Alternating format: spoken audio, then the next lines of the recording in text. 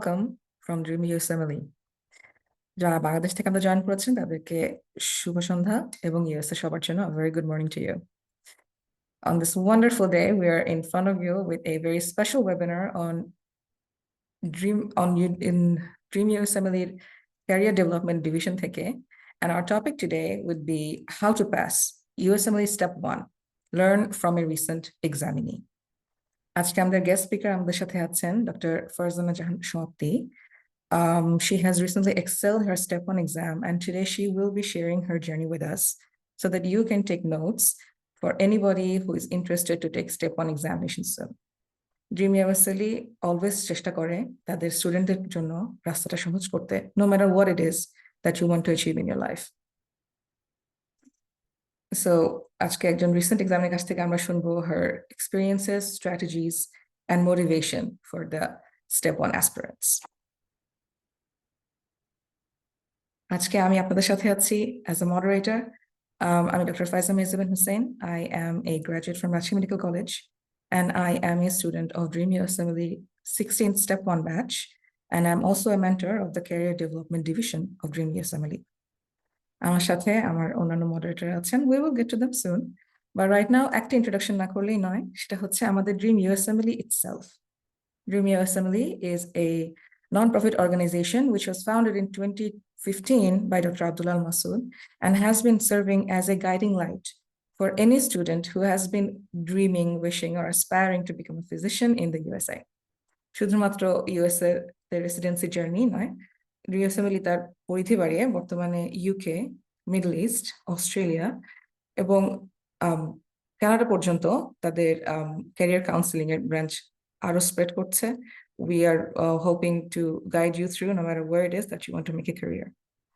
Besides all that, this nonprofit organization also offers young physicians workshop in the US and Bangladesh, tailored webinars for US residency preparation, specialized batches for USMLE Step 1, Step 2 CK, residency or interview skills, OET, and USMLE Step 3, facilitation of US clinical experience and research opportunities, dedicated mental health support, and of course, guidance for fellowship.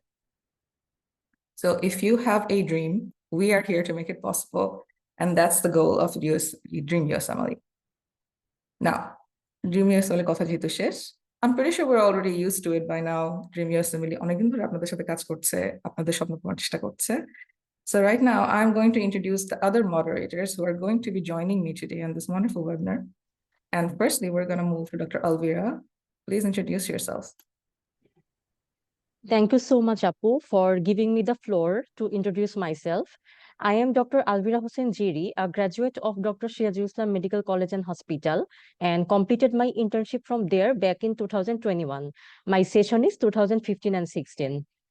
I am a USMLE aspirant. I feel really proud to be associated with Dream USMLE.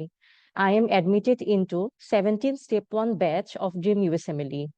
Also, I'm actively involved in Career Development Division as a mentor, Division of Advancement as a moderator, and I am also enrolled in Step 2 CK batch.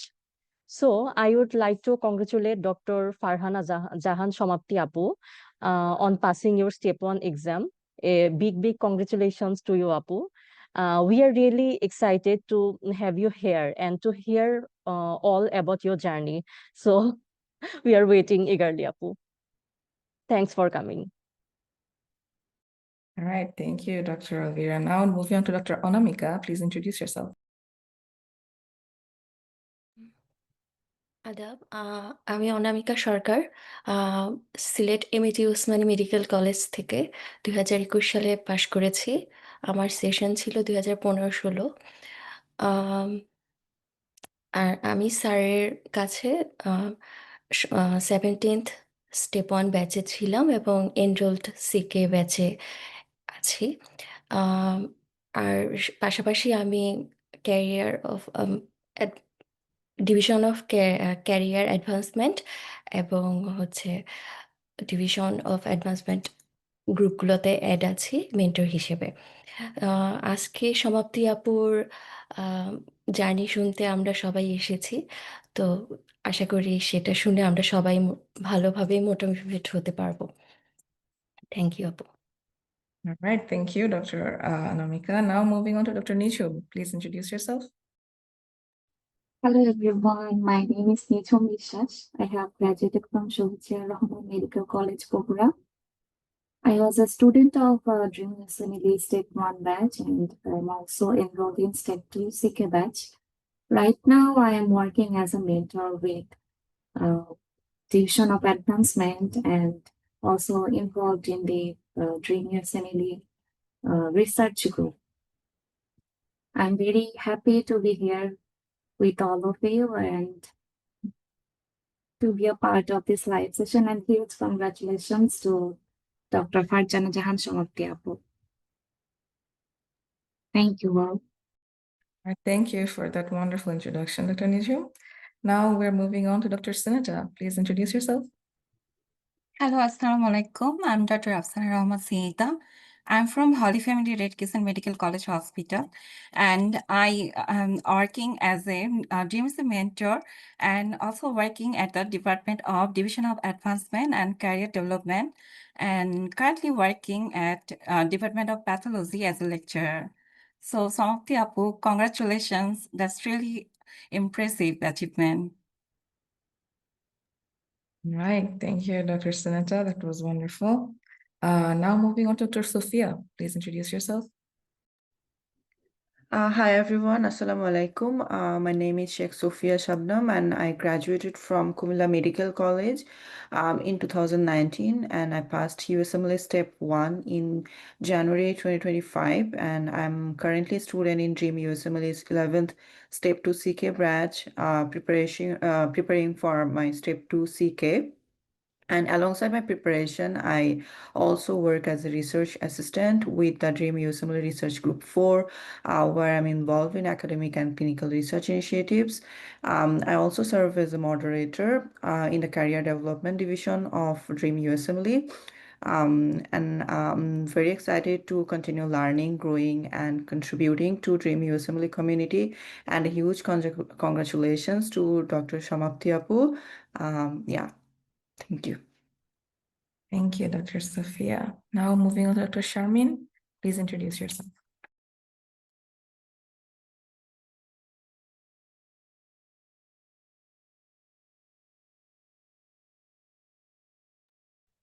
Hello, assalamu alaikum. I'm Dr. Sharmin Sultana. I was his student at 17 batch. I'm planning to apply for an exam in a few months, inshallah. And congratulations, Samapti Apu. Thank you, Apu. All right, thank you, Dr. Sharmin. Those were our wonderful moderators for today. We are here so that আমাদের sessionটা smooth হয়. Any questions that you might have, you don't miss. We are live on Facebook, so please, if you have any questions, concerns, drop a comment with your question, এবং at the end of the session, we will be answering those. Now, without further ado, the moment we've all been waiting for, the star of our show, আমাদের আজকের guest speaker, Dr.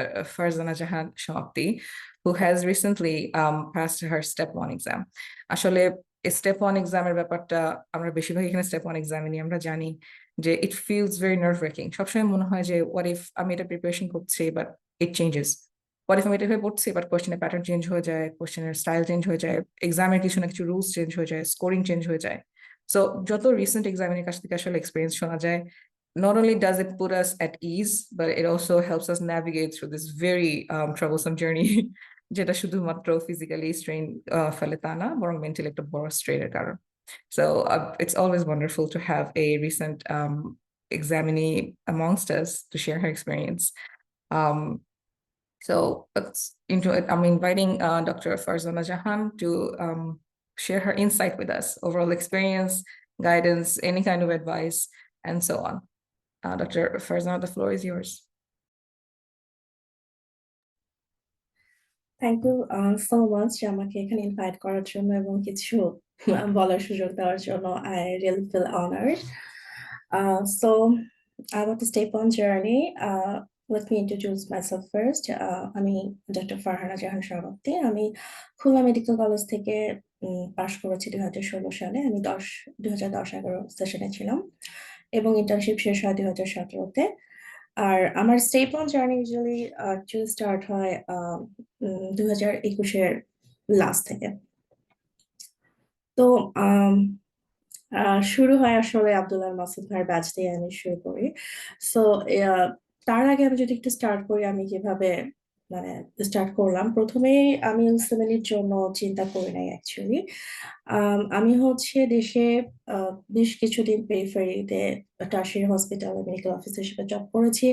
এরপর আমি ICD আরবিয়াতে project research physician হিসেবে জবে ঢুকি এবং ওখানে আমি বেশ ভালো ক্লিনিক্যাল ট্রায়ালে কাজ করি, প্রজেক্টে কাজ করি এবং I really love my job.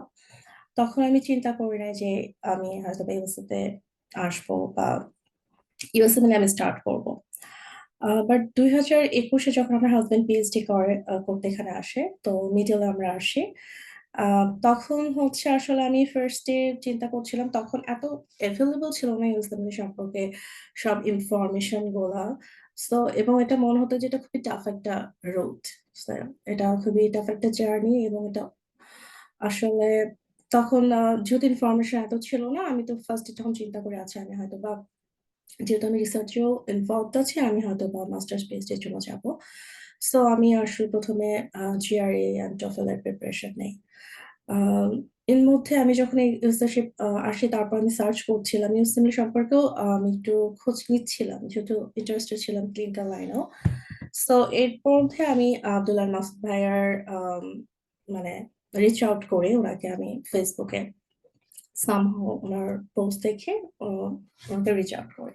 So I was thinking আমি আসলে ইউসেমিলির পড়াটা শুরু করতে চাচ্ছিলাম। তখন যখন ইউএসএতে আসি এখানে কয়েকজনের সাথে আমার পরিচয় হয় যারা ইউসেমিলি প্রিপারেশন নিয়েছিল এবং আমি আসলে চিন্তা করছিলাম যে আমি আসলে মাস্টার্স পিএইচডি ওটাতেও অ্যাপ্লাই করব এবং আমি ইউসেমিলে একসাথে আহ, মানে স্টাডি করবো কিনা আমি অ্যাকচুয়ালি কনফিউজ ছিলাম যেহেতু আব্দুল্লাহ মাসুদ ভাইয়া এখানে আছেন এখানকার ডক্টর। সো আমি আসলে ওনাকে রিচ আউট করি এই ব্যাপারে ফার্স্টে আসলে কথা বলার জন্য। তো ভাইয়ার সাথে ডিসকাশনের পরে আমি যেটা ফিল করি, ভাইয়া তখন আমাকে অ্যাকচুয়ালি ইম্পর্টেন্সটা বোঝায় যে তুমি যদি আমি যদি আর্লি লাইক দুইটা একসাথে জাগল করা it would be actually difficult, কারণ এখানে একটা ডিগ্রি নাও এখানে অনেক বেশি ফোর্স দিতে হয় আর ইউ সিভিল ইজ ইটসেলফ একটা ডিফিকাল্ট জার্নি। সো ভাইয়ের সাথে কথা বলার পর আমি চিন্তা করি ওকে ফাইন আমি আসলে এদিকে আগে ইউএসএমএল এর পড়াটা স্টার্ট করে দেবো এবং তখন ভাইয়ার নিউ ব্যাচটা স্টার্ট হচ্ছিল, আমি ভাইয়ার 14th স্টেপ অন ব্যাচে তখন এনরোলড হই এবং ওইখান থেকে আমি স্টেপ অন জার্নিটা শুরু হয় বেসিক্যালি পড়াশোনা। এটা ছিল 2021-এর শেষ থেকে অক্টোবরে ভাইয়ের ক্লাস স্টার্ট হয়। তো আমি অ্যাকচুয়ালি তখন ক্লাস শুরু হয় এখন মনে হতে পারে আসলে যে তাহলে এত আমি রিসেন্টলি পাশ করেছি, সো এত সময় তাহলে কেন লাগলো।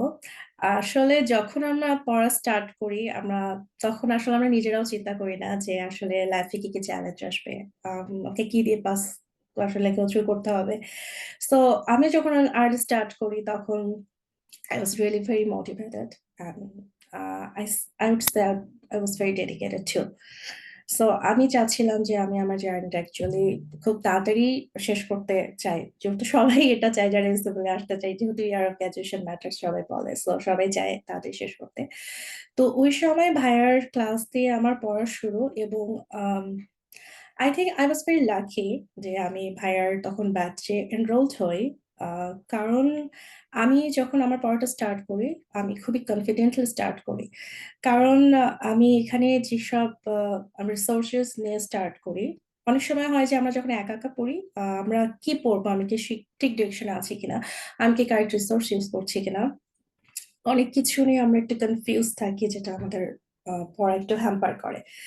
সো আমি যখন স্টার্ট করি তখন আমি ভাইয়ার অনেক সুন্দর লেকচার নোটস ছিল আমি সেগুলো গো থ্রু করি এবং অ্যাকচুয়ালি আমি ক্লাসের আগে সেগুলো দেখা ট্রাই করতাম যেন আমি ভাইয়ার ক্লাসে যদি আমার কোনো কনফিউশন থাকে আমি সেটা ক্লাসেই আমি সলভ করে নিতে পারি যেন আমার পরে আর ওটা নিয়ে না টাইম ওয়েস্ট করতে হয়। সো আমি এভাবে ভাইয়া লেকচার নোটগুলো আমি সব দেখতাম। আমি আমার রিসোর্স গুলো বলে নিই আমি কি কি ইউজ করেছি। আমি ভাইয়া লেকচার নোট সবগুলো দেখতাম। আমি ফার্স্ট এইড পড়েছি, ইউওয়ার্ল্ড অনলাইন করেছি, আমি সাথে বোর্ডস অ্যান্ড বিয়ন্ড এর ভিডিও দেখেছি কনসেপশন ক্লিয়ার করার জন্য, আর সাথে প্যাথোমার ফার্স্ট যে চ্যাপ্টার আর কিছু কিছু ইম্পর্টেন্ট টপিকস দেখা ট্রাই করেছি। সো 100 কেস অফ এথিক্স সেটা কিছুটা দেখেছি, ফুল শেষ করিনি, বাট কিছুটা দেখেছি, এবং শেষের দিকে আমি মেহরবান পড়েছি।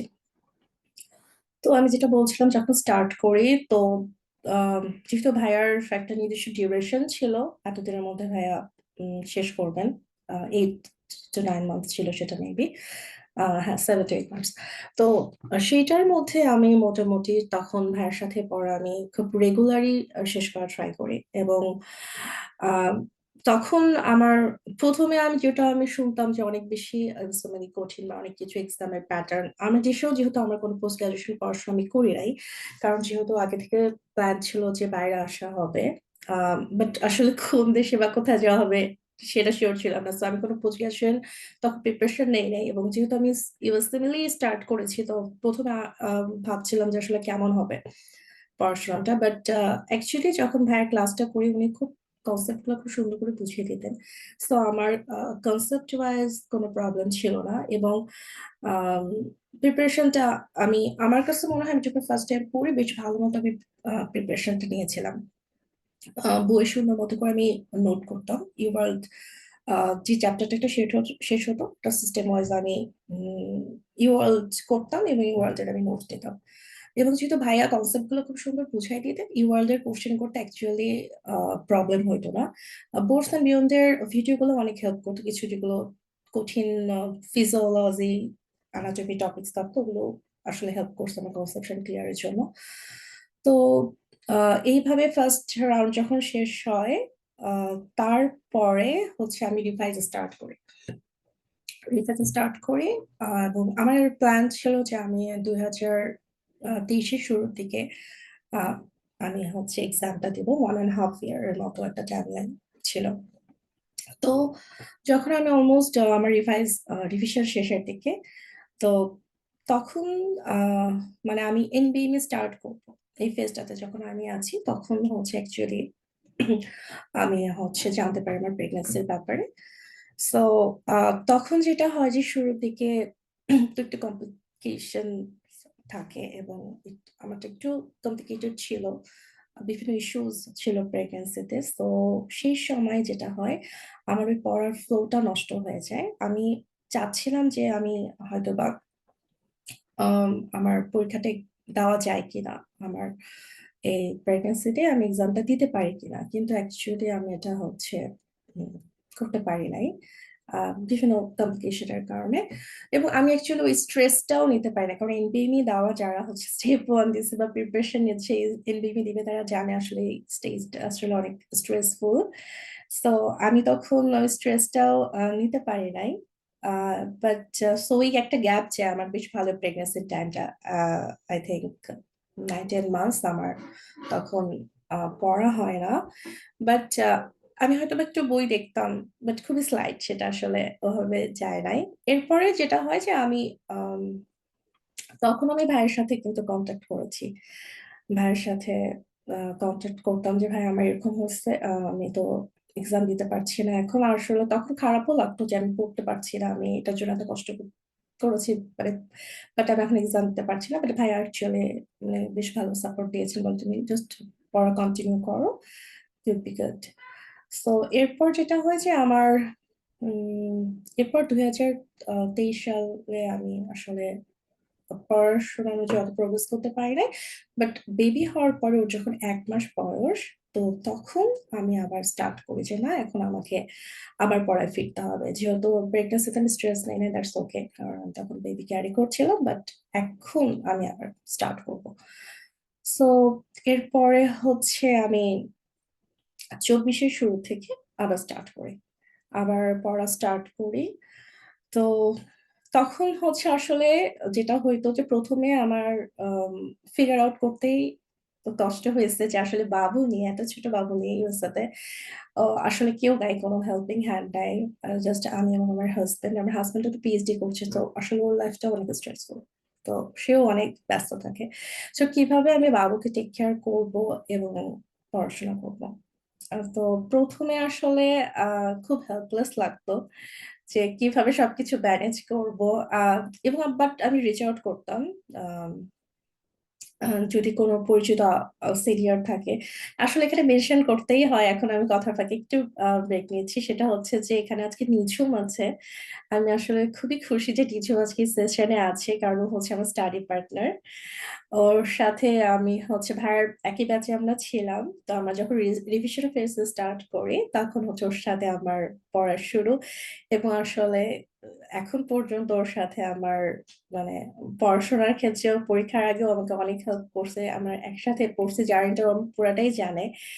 আর আসলে ওকে অনেক অনেক থ্যাঙ্কস যে ও সবসময় আমার পাশে ছিল আমার জার্নিতে। এবং আমি আরেকজন আপুর কথা বলতে চাই, আসলে ইশরাত মুক্তা আপু, উনিও আমাদের ব্যাচেই ছিলেন ভাইয়ার। আসলে আপু is a blessing to me, কারণ আমার যখন কোনো এরকম স্ট্রেসফুল সিচুয়েশন থাকতো থ্রুআউট দ্য জার্নি, তখন আমি আপুকে রিচ আউট করতাম কোনো প্রবলেম হলে, যে আপু এরকম হচ্ছে, আমি এখন কি করবো। আপুরও তখন আসলে রিসেন্টলি আপুরও বেবি, আমার বেবির কিছুদিন আগে হয়, ও 6-7 মাস আগে। সো আপু স্টেপ ওয়ান তখন পড়ছিল, সো আপুকে আমি আসলে অনেক সাজেশন পাইতাম যে কিভাবে কি আমি করতে পারি। তো এরকম আমি বিভিন্ন মানুষকে তখন রিচ আউট করি। সো ভাইয়ার ব্যাচ এনরোল হওয়ার একটা সুবিধা ছিল যে আসলে আমি অনেক মানুষকে তখন চিনি, যে অ্যাকচুয়ালি আমার সাথেই সেম জার্নিতে আছে। আহ তাদেরও এরকম অনেক সিচুয়েশন আছে আমার মতো, যে তারা পড়ছিল, পড়তে পড়তে তাদের একটা ব্রেক হয়েছে এবং তখন তারা আবার স্টার্ট করছে এবং তারা অ্যাকচুয়ালি ভালো করছে, বেবি দিচ্ছে এবং স্টেপ ওয়ান দিবে। সো এটাই সুবিধা যে যখন আমরা একা একা একটা পড়াশোনা করি তখন আসলে এরকম মানুষদেরকে বা চিনা এনভায়রনমেন্টটা পাই না। বাট একটা গ্রুপে থাকার সুবিধা হচ্ছে আমি সিমিলার মানুষকে চিনি, তাদের জার্নিটা দেখতেছি, সেটা ইন্সপায়ার্ড হওয়া যায় অনেক। এবং সেই অনুযায়ী আমি আমার স্টেপস নিতে পারি, আচ্ছা তাহলে আমি এখন কি করবো, তার তো সিমিলার সিচুয়েশন ছিল, তারা যদি ওভারকাম করতে পারে তাহলে আমি কেন পারবো না, এটা আসলে অনেক মোটিভেট করতো। তো এই তো আমি 24-এ আবার স্টার্ট করি। প্রথমে হচ্ছে আমি অ্যাকচুয়ালি ভাবছিলাম যে আমার এত টাইম আরো লাগবে না। আমার যেহেতু প্রথমবার আমি অনেক ভালো মতো পড়েছি, আমার সব ইউরাল নোটস নেওয়া আছে, সবকিছু আমি ভালো মতো পড়েছি, রিভাইজ করেছি, আমি আসলে তাড়াতাড়ি পরীক্ষা দিয়ে ফেলতে পারবো। এটা আসলে আমার একটু ভুল ছিল, কারণ যখন একটা গ্যাপ যায় আহ, এবং 9-10 মাস প্রেগনেন্সি, ডেলিভারি, এভরিথিং, ছোট বাবু নিয়ে, এটা আসলে অনেক ডিফিকাল্ট একটা জার্নি। যাদের এরকম হয়েছে তারা এটা আসলে ফিল করতে পারবে এটা কত ডিফিকাল্ট, যে এরকম একটা গ্যাপের পর আবার নিজেকে উঠানো এবং আবার স্টাডিতে ফিরে যাওয়া, সেই ফ্লোতে আসা, এটা অ্যাকচুয়ালি অনেক বেশি পেশেন্স দরকার, অনেক নিজের সাথে নিজের একটা স্ট্রাগল করতে হয় কন্টিনিউয়াসলি। সো আমি স্টার্ট করে আবার পড়াশোনা শুরু করি। আমার খুবই হেল্পলেস লাগতো কিছু কিছু সময়, লাইক আমি পড়তে চাচ্ছি কিন্তু এদিকে বাবু কান্না করতেছে, সো আমাকে ওকে হ্যান্ডেল করতে হবে, তারপরে ওকে ঘুমায় দিয়ে আমাকে আবার স্টার্ট করতে হবে। সো এইভাবেই অ্যাকচুয়ালি তখন ফ্রাস্ট্রেটেড মাঝে মাঝে লাগতো যে আমি আসলে কখন এক্সামটা দিব, যেহেতু এবং ফার্স্ট টাইম যখন আমি পড়ি তখন আমি অনেক মোটিভেটেড ছিলাম, আম, তখন এনার্জেটিক ছিলাম অনেক। এবং বাট যখন সেকেন্ড টাইম আমরা স্টার্ট করি তখন কিন্তু পড়াটা হয় কিছুটা ডিপ্রেশন, কারণ আমি এই জার্নিটা কত লেন্থি করতেছি। আমি তো অনেক থেকে স্টার্ট করেছিলাম, আমি তো চেয়েছিলাম যে আমি হচ্ছে এতদিনে পরীক্ষা দিয়ে ফেলবো, বাট আমি তো এখনো দিতে পারিনি, বাট আমি কবে দিব আমি দেখতে পাচ্ছি না, বা প্রিপারেশন, এসব চিন্তা যখন আসে তখন আসলে খারাপ লাগতে থাকে। তো যাই হোক, সেটাকে ওভারকাম করার জন্য আসলে পড়াশোনা ছাড়া আর কোনো উপায় নাই। তো আমি, বাট যেহেতু আমার ফার্স্টে যখন আমি স্টার্ট করি তখন আমার মনে হয়েছিল যে আমি ভালো মতো প্রিপারেশন নিয়েছি, এবং আমি যখন ইনরোল করেছিলাম আমার পার্সেন্টেজ বেশ ভালো ছিল। সো আমি এটা কনফিডেন্ট ছিলাম যে আমি যদি আবার ফ্লোতে আসতে পারি, আমি যদি আবার ভালো মতো পড়তে পারি, অ্যাকচুয়ালি আমি এটা পারবো। আমার এটা কখনো মনে হয় না যে আমার স্টেপ ওয়ান আমাকে দেওয়া হবে না, আমি জানতাম স্টেপ ওয়ান ইনশাল্লাহ আমি পারবো যদি আমি লেগে থাকি, ট্রাই করি।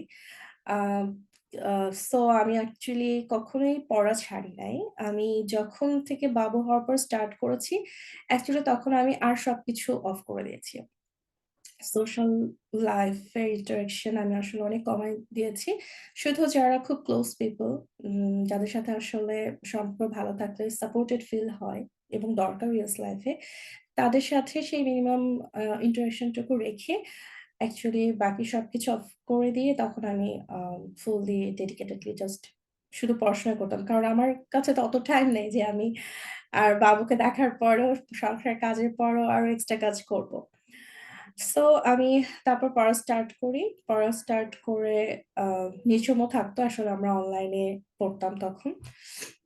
১ম এ আমরা একাই পড়তাম অনেকদিন। বাট আমরা আপডেট দিতাম একে অন্যকে যে আজকে আমরা এত এটা পড়েছি, এটা পড়েছি বা আমরা এই আজকে সারাদিনে এতটুকু শেষ করব। এভাবে আমরা পড়ে আমরা আপডেট দিতাম। আম তারপরে যেটা হয় তারপর আমরা অনলাইনেও পড়া শুরু করি। লাইক একসাথে আমরা হচ্ছে ২ জন সিস্টেম পড়ে যাচ্ছি। রিড করতেছিলাম একটা পেজ ও একটা পেজ এভাবে করে আমরা হচ্ছে দিনে অনেকটুকু সবাই পড়তাম। মেক্সিমাম শুধু হচ্ছে বাবুকে টেক কেয়ার করার জন্য যে টাইমটা সেটা আ নিতাম ব্রেক টাইমে এবং দেখা যাচ্ছে আমি আম রাত ৩টা পর্যন্ত পড়েছি। ৩টা পর্যন্ত পড়ে শুয়ে পড়ে আবার সকালে উঠে বাসার কাজটা করে আবার পড়া স্টার্ট করতে যেতাম। তো এভাবে আমি কন্টিনিউ করতে থাকি। কন্টিনিউ করতে এরপর হচ্ছে আসলে এনবিএম টাইম আসে। তো এনবিএম স্টার্ট করি। মনে হয় যে না এখন এনবিএম দেওয়া দরকার। আমি ২০২৪ সালেই আমার এক্সামটা দিতে চাচ্ছিলাম। সো এরকম মিড যখন আ জুন জুলাই আমি হচ্ছে এনবিএম স্টার্ট করি। তো ১ম এ এনবিএম তে মোটামুটি স্কোর আসে আসলে ফার্স্ট ইয়ারটা ভালো আসে না। আ বিলো 60 আসে। তারপর আবার হচ্ছে রিভাইজ করতে থাকি। রিভাইজ করে আরো ২ টা অনলাইন হ্যাঁ, আরো ২ টা অনলাইন এমবিএ দেই। সো সেপ্টেম্বরের দিকে তখনও আসলে ভাইয়া যেহেতু সবসময় বলে 70 অ্যান্ড আপ রাখতে হবে। বাট স্কোরটা আসলে উম এরকম আসতেছিল না। 60 লেভেলে এরকম ছিল স্কোরটা। এবং সেই সময়টা আসলে আ খুব ডিপ্রেসিভ ছিল যে আমি পড়তেছি বাট কেন স্কোর বাড়তেছে না। এইটা হচ্ছে খুব প্রবলেম ছিল। ইন দ্য মিন টাইম ভাইয়ার সাথে কনট্যাক্ট এই ছিলাম। ভাইয়া আসলে তখন বলতো ভাইকে আমি শেয়ার করি যে, "ভাই এরকম মার্কস তো এমবিএ স্কোর বাড়তেছে না, বাট আমি পরীক্ষা দিতে চাই।" বাট ভাই এনশিওর করে যে, "তুমি আসলে স্কোরটা যদি 70 আপ না আসে তুমি ট্রাই করো। দেখো কোথায় কি প্রবলেম, উইকনেস বা কিভাবে করলে ভালো হয়। তুমি" ভাইয়া কনট্যাক্ট নাম্বার দিয়ে দিতেন আমাকে যারা রিসেন্ট এক্সাম দিয়েছেন তাদের সাথে কথা বলার জন্য যে যদি তোমার হেল্প হয় এটাতে। তো তারপর আসলে আমি একটা তখন অফলাইন দেই। অফলাইন এনবিএ দেই। 25 তখন অফলাইন ছিল। তো অফলাইন এনবিএ তে আমার হচ্ছে ভালো আসে। আ কিন্তু তখন আমি কনফিডেন্ট পাচ্ছিলাম না যে আসলে অনলাইনে আমার কেমন আসবে। আমি তখন রিভাইজ স্টার্ট করি। বাট এরপর আমার আবার একটা ব্রেক আসে। কারণ হচ্ছে আমার আসলে আমি ভাবছি ডিসেম্বরের আগে আমি এক্সাম দিব। বাট ডিসেম্বরে আমার দেশে যাওয়ার টিকেট করা ছিল। Full family. সো আমি একবার আমাদের টিকেট আমি আসলে ক্যানসেল করেছিলাম। বাট এইবার আসলে আর ক্যানসেল করার কোনো সুযোগ নাই। সো তখন আমার যখন ওই যে অফলাইন এনবিএটা ভালো আসে বাট তখন একটা আবার ব্রেক পড়ে দেশে যাওয়ার জন্য। সো এটা হচ্ছে আরেকটা ফ্রাস্ট্রেটিং আমি যখন ওই সময়টা আমি খুবই ডিপ্রেসড আবার হয়ে যাই। যখন দেখি যে আসলে আমি পরীক্ষাটা দিয়ে যাইতে পারতেছি না। আমার কাছে ইনাফ টাইম নাই। আমার কাছে এখনো এমবিএ অনেকগুলো আছে। আমি আসলে যে টাইমলাইনে এক্সাম দিতে চাই সেটা আমার পক্ষে পসিবল না। সো তখন আমি অনেক ডিপ্রেসড হয়ে যাই। বাট ওইটা আসলে আমার অ্যাকসেপ্ট করতে একটু প্রবলেম হচ্ছিল যে আমি এটা মানে যখন নিজেকে চ্যালেঞ্জ দেব সেটা আ আসলে ফুলফিল করা যায় না। অনেক বেশি খারাপ লাগে। তো আমার ক্ষেত্রে সেটা হয়েছে। বাট আমি চেষ্টা ট্রাই করেছি আচ্ছা আমি দেশেও যাবো। বাট আমি আসলে পড়া ট্রাই করব। তো আমার যেটা হয় যে আমি এরপর হচ্ছে ডিসেম্বরে দেশে আসি। ডিসেম্বরে দেশে আসার পরে তখন আম আমি আর রিটার্ন টিকেট করি না। আমি হচ্ছে ওয়ান ওয়ে টিকেট করেছিলাম। কারণ আমি আর চাচ্ছিলাম না যে আবার আসবো এবং আমার প্রিপারেশন আবার এরকম ঝামেলা হবে। সো আমি তখন চাইছি যে না আমি দেশেই দুটো এক্সামটা দেই। যদি হেল্প হয় যেহেতু বেবি নিয়ে, আমি যদি বেটার আসলে একটু রিভিশন এর টাইম পাই সবকিছু আমি তখন দেশে যাই। তারপরে দেশে যাওয়ার পর আসলে সবাই এটা বুঝবে যাদের বেবি আছে। মানে ২ টা এনভায়রনমেন্ট এর অনেক চেঞ্জ ইউএসএ আর বাংলাদেশ। সো আমি দেশে গিয়ে যেটা আম আমি কোথাও আসলে বেড়াই না বা কিছু করি না। আমি খুবই ডেডিকেটেড ছিলাম যে আমি পড়া ট্রাই করব। বেবি যেহেতু ওর ওখানে যাওয়ার পর একটু প্রবলেম হচ্ছিল অ্যাডজাস্ট করতে। তো ওই সময়টা আমি নিয়েছি যে ওকে ওই সময়টা টাইম দেওয়ার জন্য। ও বেটার ফিল করবে। তারপরে আমি আবার হচ্ছে পড়া স্টার্ট করি। বাট দেশে গিয়েও আমার যে খুব ভালো ফিল হইছে, আমি সবার সাথে অনেক এনজয় করছি, আমি ঘুরছি, কোনো দাওয়াত অ্যাটেন্ড করছি, অ্যাকচুয়ালি আমি এটা করি নাই। কারণ আমার সবসময় একটা ব্যাপার কাজ করছে যে আমার আগে স্টেপ অন করতে হবে। আমি অ্যাকচুয়ালি আমার ক্যারিয়ার কোন দিকে যাচ্ছে, অলরেডি আমার ইয়ার অফ গ্র্যাজুয়েশন বেড়ে যাচ্ছে। আমার ক্যারিয়ারটা কোন দিকে যাচ্ছে আমি জানি না। বা এটা কবে শেষ করবে, যতদিন না আমি স্টেপ ওয়ানটা কমপ্লিট করতেছি, অ্যাকচুয়ালি আমি জানতেছি না যে আমি আসলে নেক্সট স্টেপটা আমি কি করব। আমি অনেকদিন থেকে প্রিপারেশন নিচ্ছি, একটা জিনিসে আটকে আছে, স্টাক হয়ে আছে। এই ফিলিংসটা আসলে খুবই খারাপ। সো আমার মেইনলি আমি দেশে গিয়েছি, আমি শুধু আমার ইন-লজ এর বাসায়, আমার বাবার বাসা ছাড়া আমি আর কোথাও যাই নাই। সো তারপরে আমি তখন যেটা যে আমি দেশে গিয়ে আমি একটু স্টাডি পার্টনার ওইখানকার টাইম জোনের সাথে ম্যাচ করে স্টাডি পার্টনার খুঁজি। বাট অ্যাকচুয়ালি আমি ওরকম পাই নাই যে সারাদিন যার সাথে আমি পড়তে পারবো। সো আমি অ্যাকচুয়ালি নিজেই পড়া স্টার্ট করি। সো ফার্স্ট এ যেহেতু আবার একটা ফ্লো নষ্ট হয়েছে, সো একটু টাইম লাগে, বাট গ্র্যাজুয়ালি আমি আসলে রিভিশন দিতে থাকি। যেহেতু আমার হচ্ছে এনবিএম স্কোর বলছি যে একসময় স্টাক হয়েছিল একটা জায়গায়। সো ওইখান থেকে আমি ইমপ্রুভমেন্টে ট্রাই করছিলাম। আমি তখন আমার উইক এরিয়াস গুলা দেখা স্টার্ট করি যে আমার উইক এরিয়াস গুলাতে আমি হচ্ছে ফোর্থ দেই, সেগুলো বেটার করার ট্রাই করি। আমি ইভালভেও কিছু করতে থাকি র্যান্ডমলি, এবং যেটা আমার উইক এরিয়া সেটারও আমি ইভালভটা ফোকাস করি। এবং অ্যাকচুয়ালি ফার্স্ট ডেটা আমি হচ্ছে বেশ ভালোভাবে রিভাইজ করি। এখন ফার্স্ট এটা আমি যখন পড়ি, জাস্ট এটা না যে আমি রিড করে গেছি, জাস্ট রিডিং পড়ে গেছি। আমি অ্যাকচুয়ালি বোঝার ট্রাই করছি। কারণ ফার্স্ট এইডের প্রতিটা ইনফরমেশন অনেক ইম্পোর্টেন্ট এবং ওখান থেকে অনেক বেশি কোয়েশ্চেন আসে। এবং ২০২৫ সালে যখন আমি আম এখন প্রিপারেশন নিচ্ছি দেশে, তখন আসলে অনেকেই বলতেছে যে পরীক্ষার কোয়েশ্চেনের প্যাটার্নটা একটু চেঞ্জ। এখন অনেক বেশি লং, লং কোয়েশ্চেন আসতেছে এবং রিসেন্ট অনেকগুলো ফেইলিউরের আমি কথা শুনি। সো তখন আসলে শর্টকাট কোনো ওয়ে নাই। প্রিপারেশনটা আসলেই অনেক বেশি ভালো মতো হয়ে পরীক্ষায় অ্যাপিয়ার করতে হবে। এবং যেহেতু আমি অলরেডি এতগুলো বছর এখানে ইনভেস্ট করছি, আমার এখন আর অন্য কিছু আমার চিন্তা করার ওয়ে নাই। আমি এখন স্টেপ 1 ই দিব এবং এটা অ্যাকচুয়ালি যেন আমার প্রিপারেশনটা সেই লেভেলের থাকে যেন অবশ্যই পাস করি। এটা সবসময় মাথায় ছিল। সো ওইভাবে আমি ফার্স্ট এইড, ভাইরার নোটস এবং ইওয়ার্ল্ড যেগুলো হচ্ছে রিভিশন দিতে থাকি। রিভিশন দিয়ে এরপর হচ্ছে আমি ডিসাইড করেছি এবার আমি আবার অনলাইন এনবিএটাও স্টার্ট করব। আই থিংক আমি এখন মোটামুটি রেডি, এবং আমি তার আগে একটা টাইমলাইন নিই যে ১ মাস একটা টাইম নিয়েছিলাম যেখানে আমি পুরা ফার্স্ট এইড বেশ ভালোভাবে পড়েছি, ইওয়ার্ল্ড কিছু করেছি এবং মেহরমানের কিছু লাস্টের দিকে আ কিছু পিডিএফ আমি পড়েছি। পড়ে এবং আমি ডিসাইড করি যে না, এবার আমি অনলাইন এমবিএটা স্টার্ট করব। তো এরপর অনলাইন এমবিএ দিই এবং আলহামদুলিল্লাহ ওইটাতে আমার 75 আ আসে, এবং তারপর থেকে আমি আসলে নির্দিষ্ট একটা গ্যাপে আ এরপর এমবিএ গুলা ক্লিয়ার করি। এমবিএ গুলার ক্লিয়ার করতে থাকি এবং তখন একটু শিডিউল করি যে আমি হচ্ছে কিভাবে আমি কবে এক্সাম দিতে চাই এবং তার এক্সাম দিতে হলে আমার কি এক্সাম বাকি আছে এবং কতদিন পর আমাকে এগুলো দিয়ে কভার করতে হবে। সাথে আসলে ফি 120 আছে, ওয়ার্ল্ড এসও 1, 2, 3 এগুলো আছে। সো এইভাবে আমি হচ্ছে একটা স্কেডিউল করি এবং 2 to 3 উইকস, ১ম এ একটু টাইম লাগে। ১ম এ 3 উইকস টু 4 উইকস সময় নিয়েছি। তারপর ১ টা ২ টা দিতে।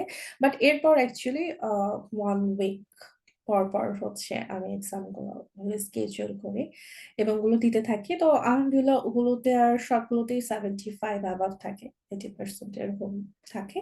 এবং ইওয়ার্ল্ড গুলো মোটামুটি হয় 70, অ্যারাউন্ড 70। আর ওইটা তখন আমার কনফিডেন্স বুস্ট আপ করে, ওকে আমি ফাইন।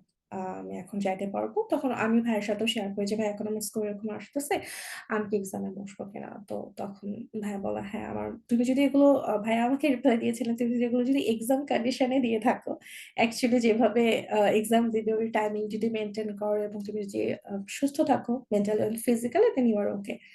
তো এরপর আমি হচ্ছে তখন এরকম আম একটা ফি 120 দিয়ে এরপর ফি 120 দেওয়ার আগে আমার আসলে খুব আ তখন একটু আমি অসুস্থ হয়ে যাই, একটু প্যানিকও লাগতেছিল। দেশে তখন একটা ভাইরাল ফ্লু চলছিল। সো আনফরচুনেটলি ওই টাইমটাতে আমি একটু সিক হই। তো ওইটা আমার আসলে ওই সময়টা আমি প্যানিক করতেছিলাম যে কেন এরকম অসুস্থ এখন হয়ে গেলাম। আমার মনে হচ্ছে কিচ্ছু মনে নাই। তখন আমি আবার লাইক এখানে সাপোর্ট সিস্টেম খুব দরকার। আমি যে বলছি মুক্তা আপু আমার সাপোর্ট সিস্টেম, নিঝুম আমার সাপোর্ট সিস্টেম। তো সবসময় আমি এদেরকে রিচ আউট করতাম আমার যদি খারাপ লাগতো। এবং নিঝুম তো মনে হয় আমি যতটা নিজেকে না বিলিভ করি ওর চাইতে আমাকে বেশি বিলিভ করে। ও বলে যে আপু আপনি সব পারবেন। আপনি সব পারবেন, আপনি জাস্ট পরীক্ষায় বসেন।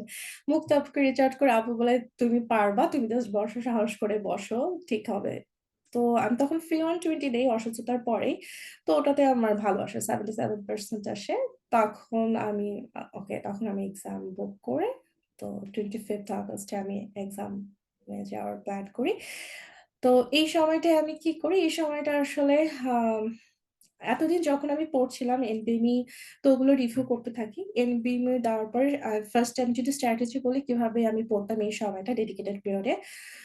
আসলে আমার তো পুরোটাই ডেডিকেটেড পিরিয়ড কারণ পড়াশোনা ছাড়া আর কিছুই করতাম না। কিন্তু যখন এক্সামের আসলে ৩ মাস বা ৪ মাস আমি কিছু করে কি করেছি যখন আমার স্কোরটা আসছে, তখন আসলে আমি মানে আরো এফোর্ট দিয়েছি যে আমার স্কোরটা এখন আর ড্রপ করা যাবে না। যেহেতু আমি স্কোরটা অনেক কষ্ট করে উঠাইছি, এটা কিছুতেই যেন এটা ড্রপ না হয়। তখন আমি চেষ্টা করেছি না আমাকে এখন তাড়াতাড়ি শেষ করতে হবে। আমি আর অনেক বেশি আসলে এখানে আর টাইম দিতে পারব না। যদি ড্রপ করে তখন আমি আবার কি করব? যেহেতু অনেক কষ্টে উঠাইছি। তখন আমি অ্যাকচুয়ালি রিপিটেডলি রিভাইজ দিতে থাকি। ফার্স্ট এইড পড়ি। তারপরে হচ্ছে আমি ই-ওয়ার্ল্ড করতে থাকি। যখন যে উইকনেসটা দেখাইতো সো আমি পয়েন্ট আউট করে ফেলতাম। যখন একটা ইনবিমি দিচ্ছি তখন আমি পয়েন্ট আউট করতাম যে কোন কোশ্চেন গুলা আমার করতে গিয়ে খুব ডিফিকাল্ট লাগতো। এমবিবি একটা ব্লক যখন শেষ হতো আমার ওখানে খাতা থাকতো। সো ওই ব্লক অনুযায়ী আমি আমার উইকনেস দিতাম যে কোন কোশ্চেনটা ফেস করতে আমার খুব প্রবলেম হয়েছে। আমি আসলে কোনো খুঁজে পাচ্ছিলাম না যে এটা কি হবে। সো এটা কোন সিস্টেম বা কোন টপিকস এর কোশ্চেন। জাস্ট একটা রাফ আমি এটা লিখতাম এবং এমবিবি গুলো আমি খুব এক্সামের মতো করে দেওয়ার ট্রাই করছি। ১ম এ কয়েকটা বাসায় দিয়েছি অনলাইনে বাট ১০ মিনিট বা এর বেশি গ্যাপ নেইনি। ৪ টা সেশন থেকে ওভাবেই দিতাম। এবং উইকনেস আমি নিজেরটা লিখে রাখতাম যেটা আমি ফেস করেছি এবং এক্সাম দেওয়ার পর যে উইকনেস ওখানে দেখাতো আমার উইক এরিয়া সেটাও আমি পয়েন্ট আউট করতাম। এরপর আমি ওইটার উপর ওয়ার্ক করতাম। সেটা হচ্ছে ফার্স্ট ডে যেহেতু এটা আমার সময় নাই তখন আমি আসলে ৭-১০ দিন পর, পর পরীক্ষা দিব। এরকম হচ্ছে প্ল্যান। তো ফার্স্ট এ আমি হচ্ছে আমার উইক এরিয়াসটা কভার করতাম। আম সেটা আমি ফার্স্ট এইড করতাম। সেটা দরকার হলে আমি মেহমান একটু দেখেছি বা আমি একটু ইউভাল এর কোশ্চেন করেছি সেটা। এরপর হচ্ছে আবার আর যে সিস্টেম গুলো আমার মনে হয় একটু দেখা দরকার। না দেখে আমি বসবো না। সেগুলো একটু দেখতাম এবং আমি যখন এরপর এমফাসিস দিয়েছি, যখন আমার স্কোর মানে বাড়তো না তখন আমি আসলে আমার বেসিক যে সাবজেক্ট গুলো থাকে মাইক্রোবায়োলজি, ফার্মাকোলজি সো এই প্যাটার্নটা আমি দেখি যখন আমি রিভিউ করতে থাকি আগের এমবিবি গুলা। তো দেখি যে আসলে এখান থেকে বেশ ভালো একটা কোশ্চেন থাকে। সো সিস্টেম হয় কি আমরা সিস্টেম যখন পড়ি আমাদের মাইন্ডে কিন্তু এই ফিজিও প্যাথ গুলো থেকে যায় এবং সাবকনশিয়াস মাইন্ডে কোশ্চেনে আমরা অ্যান্সার দিতে পারি। কিন্তু যে মুখস্থের ব্যাপারগুলো থাকে ফার্মাকোলজি, মাইক্রোবায়োলজি এই জিনিসগুলা একটু এফোর্ট দিলে দেখা যাচ্ছে যে এখান থেকে অনেক ভালো আই থিংক মার্কস চলে আসে। তো তখন আমি ওগুলো হচ্ছে সিস্টেম তো পড়তামই বাট একটু ট্রাই করতাম জেনারেল প্যাথোলজিটা পড়ার, জেনারেল ফার্মাকোলজি আর মাইক্রোবায়োলজি এগুলো একটু ভালো মতো পড়ার ট্রাই করতাম, রিভাইজ দিতাম। সো এটা করে আমার উইক এরিয়া গুলো দেখি আর হচ্ছে যে এই সিস্টেম গুলো আমি একটু দেখতে চাই।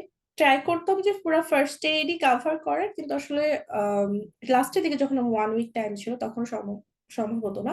তার আগে যখন আমি 2 উইকস অর 3 উইকস টাইম নিছি তখন আমি পারতাম। পুরা ফার্স্ট এইডটা একবার দেখে তারপর বসতাম। সো এইভাবে উইক এরিয়ার উপর কাজ করে বা কন্টিনিউয়াসলি ফার্স্ট এইড রিভাইজ দিতে, দিতে আ তারপর হচ্ছে যখন এমএমই গুলো সব শেষ হয়ে যায়, রিওয়ার্ড লিস্টটা শেষ হয়ে যায়, ফ্রি 120 দেই। আমি ওল্ড ফ্রি 120 দিয়েছি। ওল্ড হচ্ছে 2021 এরটা দিয়েছি। আর ওটা তো ভালো স্কোর আসে তারপরে হচ্ছে নিউটা দেই। আ তারপরে এক্সাম তো schedule করি। আর সেই সেদিনটা আসে। এক্সাম ডেটা আসে এবং তার আগে তো আসলে ওই উইকটা এক্সামের আগের উইকটা আসলে খুবই আ টেনশন থাকে, খুবই টেনশন লাগে। তো ওই সময় আসলে ঘুমেরও প্রবলেম হয়। সবকিছু মিলায় খুব আসলে মনে হয় যে আমার কিছুই মনে নাই। অনেক কিছুই পড়ছি কিন্তু আসলে হয়তো মনে থাকবে কি থাকবে না। বাট আসলে আমি ট্রাই করছি আ একটু কুল থাকার, একটু পড়ার। ফার্স্ট এইডই মেইনলি ওই সময়টা আমি দেখছি। ফার্স্ট এইডটা পড়েছি। আমি আসলে এতদিন যা যা পড়েছি সবকিছু একটু জাস্ট পেজে উল্টায় একটু লিখছিলাম। আর তারপর তো এক্সাম ডে মোটামুটি দেই আর রেজাল্ট আসে আমার সেপ্টেম্বরে। তো তারপরে আমি আসলে দেশ থেকে আসি। হ্যাঁ, দেশ থেকে আমি ব্যাক করি এক্সামটা দেওয়ার পরে। তো এইটা ছিল আমার জার্নি ইন শর্ট। আসলে বলতেছি শর্টে, বাট এটার পেছনে যে আসলে স্ট্রাগল, হ্যাঁ আসলে অনেক কষ্ট হয়েছে, এটা আমি সত্যি বলবো। যেটা আমি চিন্তা করি নাই যে আমার স্টেপ ওয়ান দিতে এতটা সময় লাগবে বা আমাকে এতটা কষ্ট পার করতে হবে। আর অনেক টাইম ছিল, অনেক ডিপ্রেশন ছিল, বাট আমি কিভাবে ডিপ্রেশনটাকে দূর করেছি, আমি আসলে সাপোর্ট সিস্টেম যেটা বলেছি তাদের সাথে আমি কথা বলতাম। আহ এইভাবেই, এবং পড়তে পড়তে যখন পড়তে পড়তে একটা সময় একটু বেটার রেজাল্ট আসে তখন ভালো লাগে আবার। সো এইভাবেই শেষ করি জার্নিটা। Thank you. Really inspiring story, আপু। আসলে challenges আসতে থাকে এই জার্নিটায়, and it's very easy to be demotivated. It's really inspiring যে আপনি বারবার somehow face যে কঠিন একটা time, but you didn't give up. সময় সময় স্টাডি গ্যাপ পড়ছে, it's very hard to restart. আমি আমার লাইফে এটা একবার করে ফেলছি অলরেডি স্টেপ ওয়ান জার্নিতে।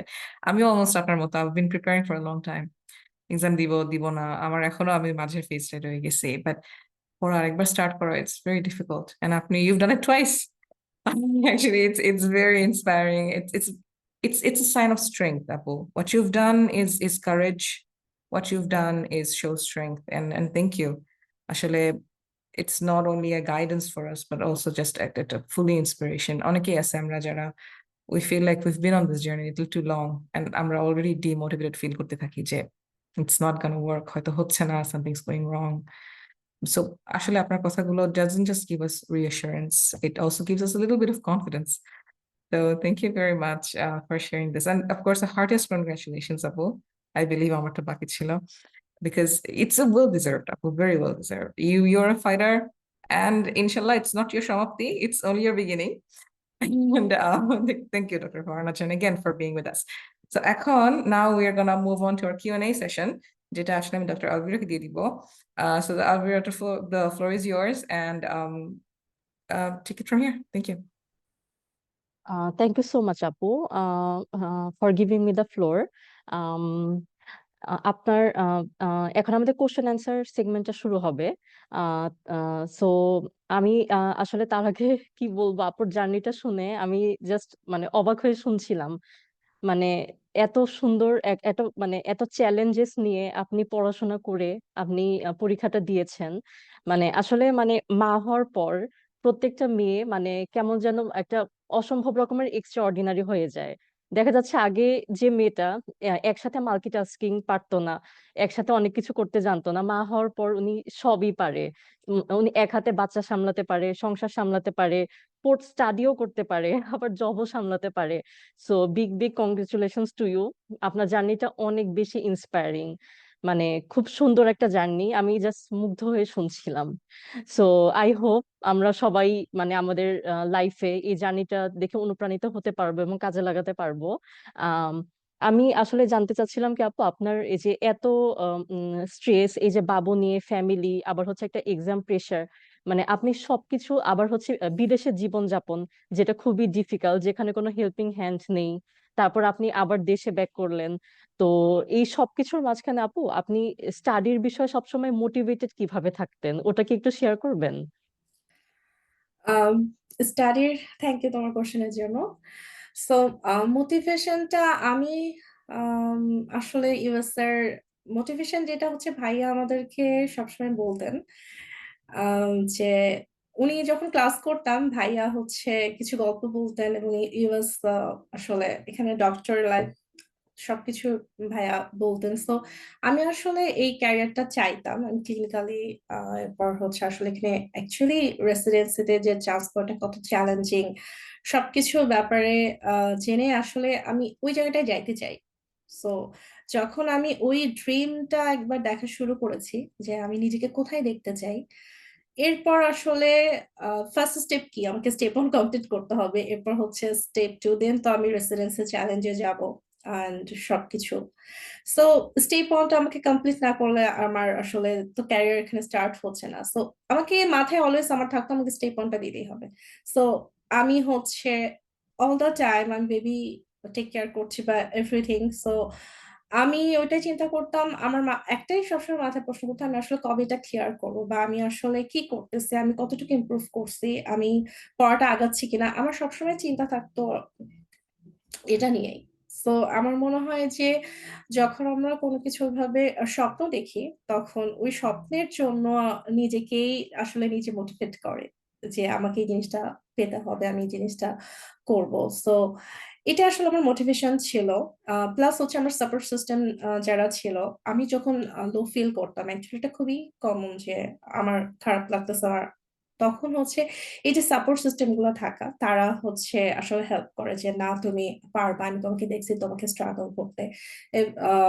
তো তারা যখন বলে তখন তাদের জন্য আসলে কষ্ট করতে ইচ্ছা করে, নিজেকেও বিশ্বাস করতে ইচ্ছা করে যে তারা আমাকে এত বিলিভ করতেছে, তাহলে আমি কেন আসলে এরকম সময় কাটাচ্ছি, আমি কেন আরো মোটিভেটেড হচ্ছি না, আমি কেন আরো ডেডিকেটেড হচ্ছি না, আমি কেন আমার বেস্টটা দিতে পারতেছি না। সো এসব নিয়ে আসলে শেষ পর্যন্ত আসায় স্টেপ ওয়ান কমপ্লিট করা। ভেরি নাইস আপু। আম, আমি আরেকটা কোশ্চেন জানতে চাচ্ছিলাম যে আপু আপনার যেহেতু অনেক ছোট একটা বাবু, আমি জানতে চাচ্ছিলাম যে আপনার জন্য এক্সামের আগের দিনটা কেমন ছিল আর এক্সামের দিনটা কিভাবে শুরু হয়েছিল, এক্সামের দিনটা লাইক ঘুম থেকে ওঠা থেকে শুরু করে পুরা এক্সাম হলে যাওয়া, সেন্টারে যাওয়া, পরীক্ষা দিয়ে আবার বাসায় ফেরত আসা, আমি এইটুকু একটু জানতে চাচ্ছিলাম যে কেমন ছিল এক্সামের আগের দিনটা, আগের রাতটা এবং এক্সামের দিনটা, এবং এক্সাম হলে সেন্টারে বসে মানে কিরকম কিরকম আপনার ফিলিংস হয়েছিল, কিভাবে আপনি সবকিছু ট্যাকেল দিয়েছেন, ওটা একটু জানতে চাচ্ছিলাম। আচ্ছা, এটা একটা ভালো প্রশ্ন বলেছো, থ্যাংক ইউ। সো এক্সামের আগের ডেটা যেটা সেটা হচ্ছে আমি যেটা যেটা আসলে ঠিক করে রাখছিলাম যে এক্সামের আগের দিন বলতে হচ্ছে আগের 2 দিন আসলে আমি কি কি জিনিস দেখবো এটা আমি ঠিক করে রেখেছিলাম, লিখে রেখেছিলাম যে এই জিনিস আমার দেখতে হবে, এই সিস্টেম এগুলো আমি দেখবো। সো ওগুলো হচ্ছে আমি দেখা শুরু করি। সো ওই সময়টা যেটা থাকে আমার খুবই টেনশন একটু কাজ করছিল। সো নিঝুম তখন আমার সাথে ছিল অনলাইনে, ও হচ্ছে জাস্ট ওর মতো পড়ছিল মিউট করে, আমি আমার মতো সবকিছু দেখছিলাম। সো আমি ট্রাই করি যা যা দেখার ইচ্ছা। সো এক্সামের আগের দিনও আমার হচ্ছে শুরু থেকে আমি অত প্যানিক করি নাই। এক্সামের আগে হচ্ছে ওরকম স্কেডিউলটা মেনটেন করি। এটা আমি একটু বলে নিচ্ছি যে এক্সাম যেহেতু আমাদের সকাল থেকে স্টার্ট হয় এবং হচ্ছে লং না 8 আওয়ার্স এক্সাম। সো সকালে ঘুম থেকে উঠে যেভাবে আমি পরীক্ষার হলে যাব এই জিনিসটা আসলে আগে থেকে প্র্যাকটিস করতে হয়।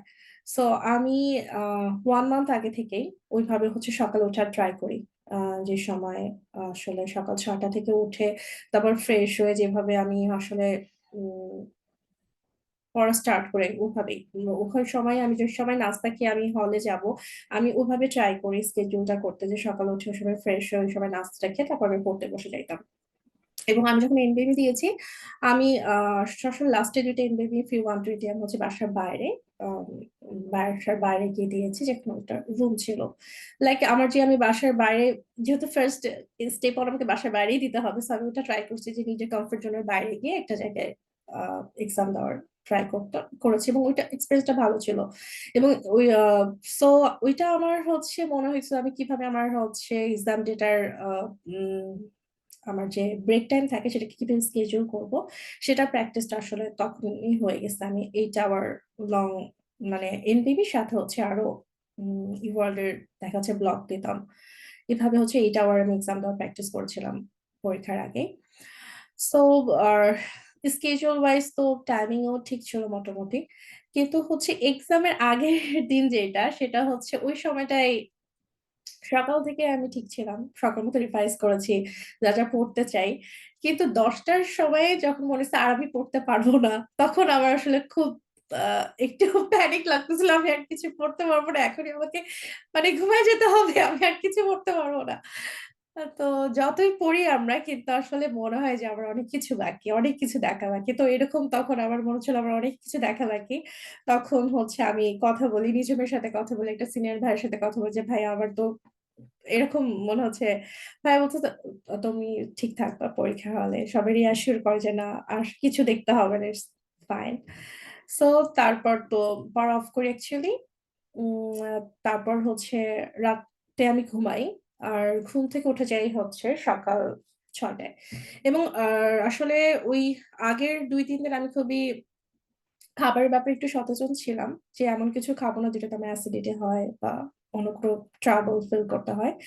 সো ওই সময় যেহেতু আমি রাজশাহীতে ছিলাম, আমাকে ঢাকা গিয়ে এক্সাম দিতে হবে, সো আমি 2 দিন আগেই আমি হচ্ছে ঢাকায় চলে আসি এবং একটু ট্রাই করি অত বেশি প্রেশার না নেওয়ার, রিল্যাক্স থাকার, আহ, এবং ওইভাবেই আসলে কন্টিনিউ করি 2 দিন। তো এক্সাম ডে সকালে, যেটা সকাল 6টায় আমি ঘুম থেকে উঠে যাই। সকাল 6টায় উঠে আমি তারপর আমি প্রেয়ার নামাজ পড়ি। নামাজ পড়ে ফ্রেশ হয়ে আমি রেডি হই আর একটু বই দেখতে থাকি হালকা করে। তারপর হচ্ছে এক্সাম সেন্টারে যাই, একটু যাওয়ার ট্রাই করি। আমার পৌঁছাতে একটু লেট হয়ে যায়, লাইক জ্যামের কারণে, ঢাকায় যেহেতু। আহ সো যাই হোক, তারপর হচ্ছে আমি এক্সাম স্টার্ট করি। ওখানে হচ্ছে আমি সুন্দর করে আমার কি কি খাবো এটা আমি হচ্ছে আগে থেকে ঠিক করে রেখেছিলাম, এবং সেই আমি খাবারগুলো সবগুলো প্রিপেয়ার সকালবেলায় করে নিয়ে আমি হচ্ছে কফিও নিয়েছি। তারপর আচ্ছা, আমি কি কি খাবার নিয়েছি সেটা যদি বলো অনেক হয়তো হেল্প হতে পারে। সো প্রোটিন হিসেবে আমি ডিম নিয়েছিলাম। ডিম নিয়েছি, আমি হচ্ছে ফ্রুটস নিয়েছি কিছু, আঙ্গুর, কমলা, আপেল, কলা নিয়েছি, ইজিলি খাওয়া যায়। এরপর কিছু চকলেট নিয়েছি, যেটা হচ্ছে এনার্জি দেবে। এনার্জি ড্রিঙ্ক ছিল, জুস ছিল, আহ, আর কার্বের জন্য আমি নুডলস করে নিয়েছিলাম, যেটা আসলে যদি ইজিলি আমি খেতে পারবো। নুডলস, ওয়াটার, সবকিছু নেই। এরপর হচ্ছে 9টা এক্সাম স্টার্ট হয়। সো প্রথম 2-3টা ব্লক যখন যায়, তখন আসলে এক্সাম এখন যেটা, আমি জানি না আগে কেমন ছিল, এখন অনেকে বলে এক্সামের প্যাটার্ন চেঞ্জ হয়েছে। সো ব্যাপারটা হচ্ছে যে কোশ্চেন গুলো বেশ লং থাকে এখানে, এবং হচ্ছে প্যাটার্নটা একটু ডিফারেন্ট। আমরা যেভাবে ইউ ওয়ার্ল্ড অথবা এনপিএমই দিই, এটা না। সো প্রথম দিকে প্রথম 2টা ব্লক বা 3টা ব্লক আসলে ওইটার সাথে নিজেকে মানায় নিতে একটু টাইম লাগে। সো আমার মাথায় ছিল সবসময়, আমার আসলে ফার্স্ট এর 2টা ব্লক একটু কষ্টই হয়, মানে টাইম মেনটেন করতে খুব ওখানে আমার কষ্ট হয়। বাট আমার মনে হয় যে আমি হয়তো বা অত ভালো করতেছি না, বা আমি অনেক কোশ্চেন যেটা হচ্ছে আমি শিওর না, বাট আমি হচ্ছে আসলে দাগাই যাই, কারণ এখানে এত চিন্তা করার টাইম নাই আমি যদি একটা কোশ্চেন নিয়ে পড়ে থাকি। সো আমি যেটা করতেছিলাম যে কোশ্চেন আসতেছিল, যত বড়ই কোশ্চেন হোক, আমি সবসময় হচ্ছে লাস্ট থেকে পড়া শুরু করতাম, কোশ্চেনটা ফার্স্টে রিড করতাম। রিড করে আমি হচ্ছে এক্সাম ফাইন্ডিং এ চলে যেতাম। এক্সাম ফাইন্ডিং বা ল্যাব ভ্যালু যেটা আছে সেটা কি দিচ্ছে, এটা দেখে আমি হচ্ছে অ্যান্সার চুজ করতে যেতাম। যদি না পারতাম, এরপর আমি আরো অন্য আদার ইনফরমেশন লিখতাম, যেহেতু কোশ্চেন অনেক লং, আমি আসলে কোনটা থেকে পড়বো এটা আসলে বোঝা টাফ। সো ফার্স্টে কোশ্চেন পড়ে আমি এক্সাম ফাইন্ডিং দেখে অপশনে চলে যেতাম। এরপরে হচ্ছে আমি গো থ্রু করতাম।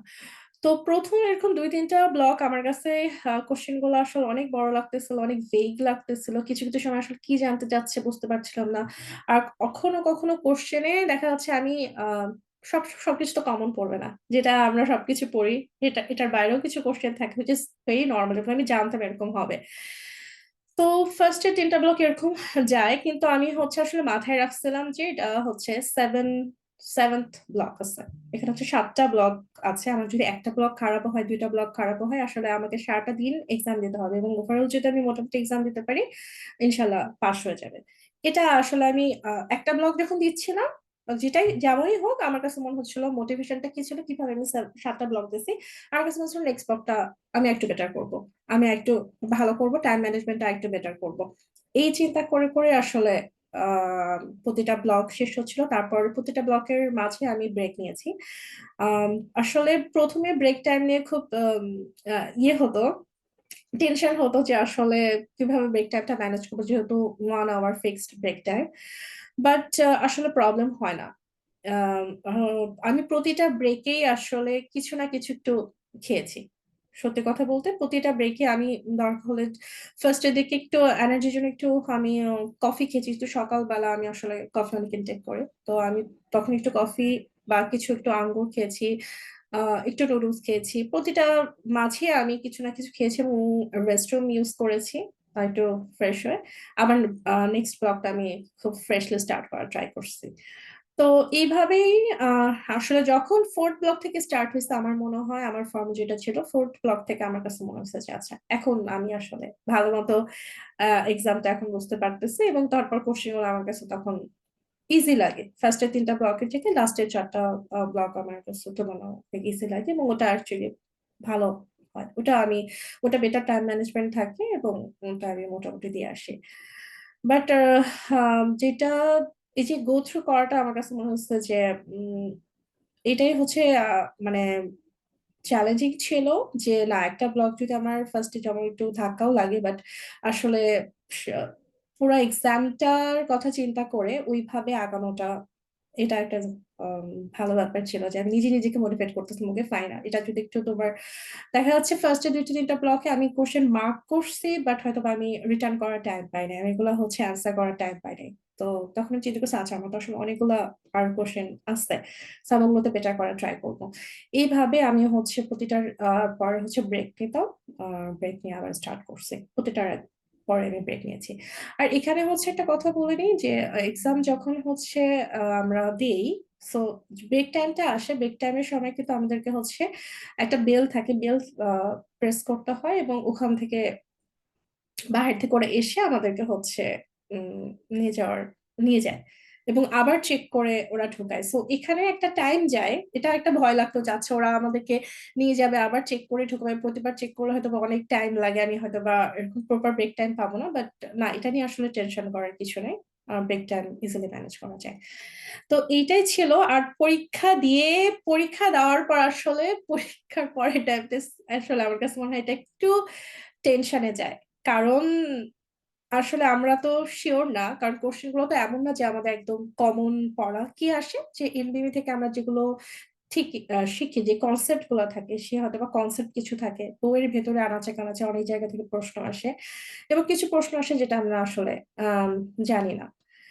সো সব মিলায় আমি যেটা চিন্তা করে দিয়েছি সেটা কি আসলে ঠিক দিয়েছি কিনা এটাও তখন একটু কনফিউজ লাগে। সো পরীক্ষার পর মিক্সড ফিলিং ছিল, মনে হচ্ছিল আহ আসলে কি হবে দেখি। তো ওই সময়টা আসলে প্রে করছিলাম, আশেপাশে যারা ছিল সবাই যখন জানতে চাচ্ছিল যে কেমন কি হয়েছে আমি দিয়েছি আসলে দোয়া করো। তো এই ছিল আসলে experience. Thank you so much আপু আমাদের সাথে ইন ডিটেলস শেয়ার করার জন্য।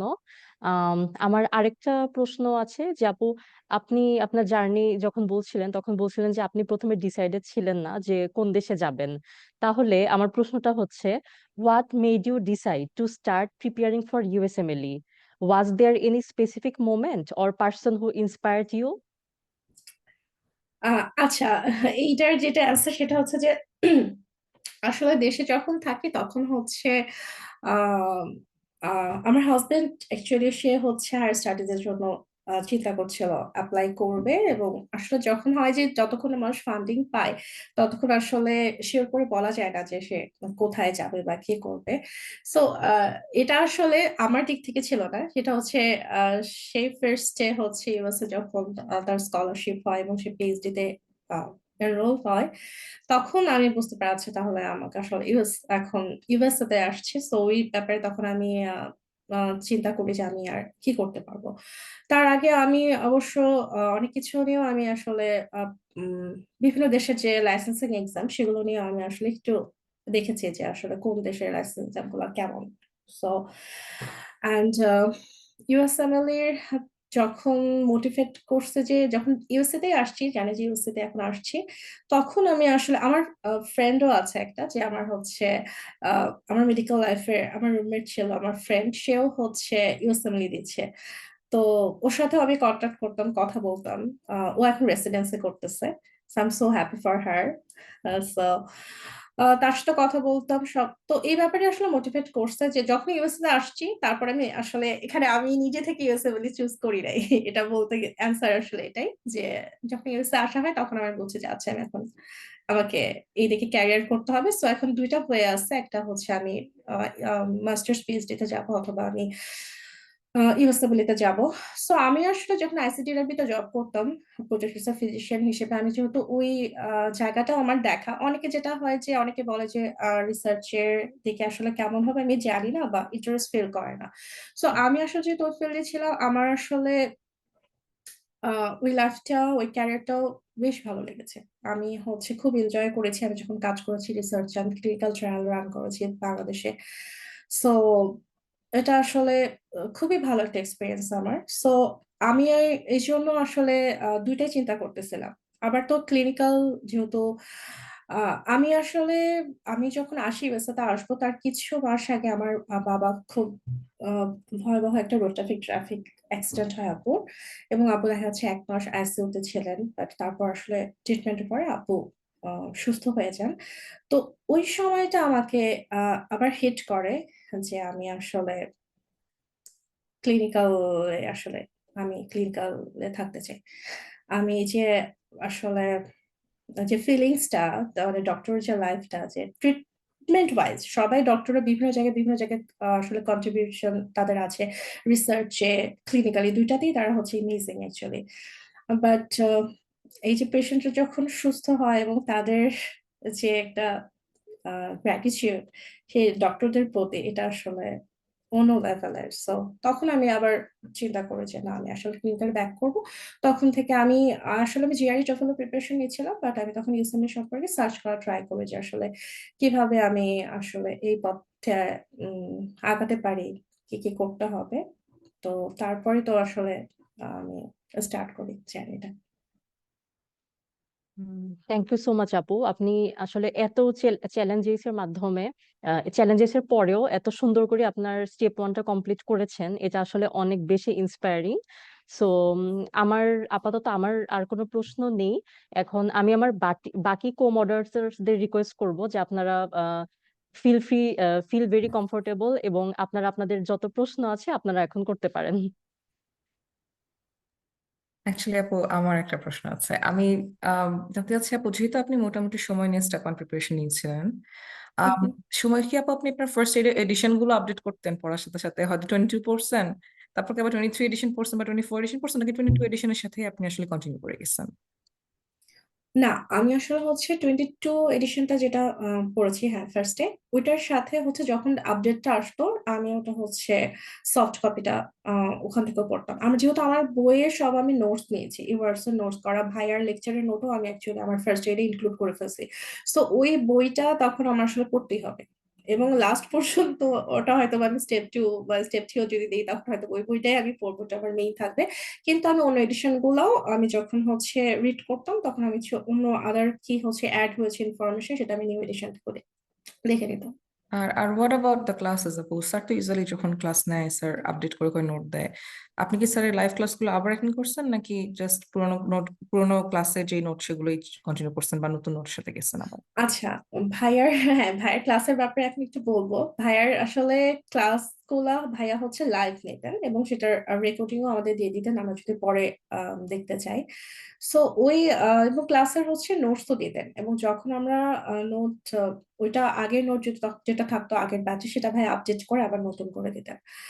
সো আমি হচ্ছে ভাইয়ার আপডেটেড নোটস আমি আর পরে ভাইয়ার আসলে একবার যখন শেষ হয় তখন ওই নোটস গুলো আমি খুব ভালো মতো পড়ে ওটা আমি আমার বইয়ের যে এক্সট্রা ইনফরমেশন গুলো থাকতো আমি আসলে বইগুলো ইনক্লুড করে নিয়েছিলাম।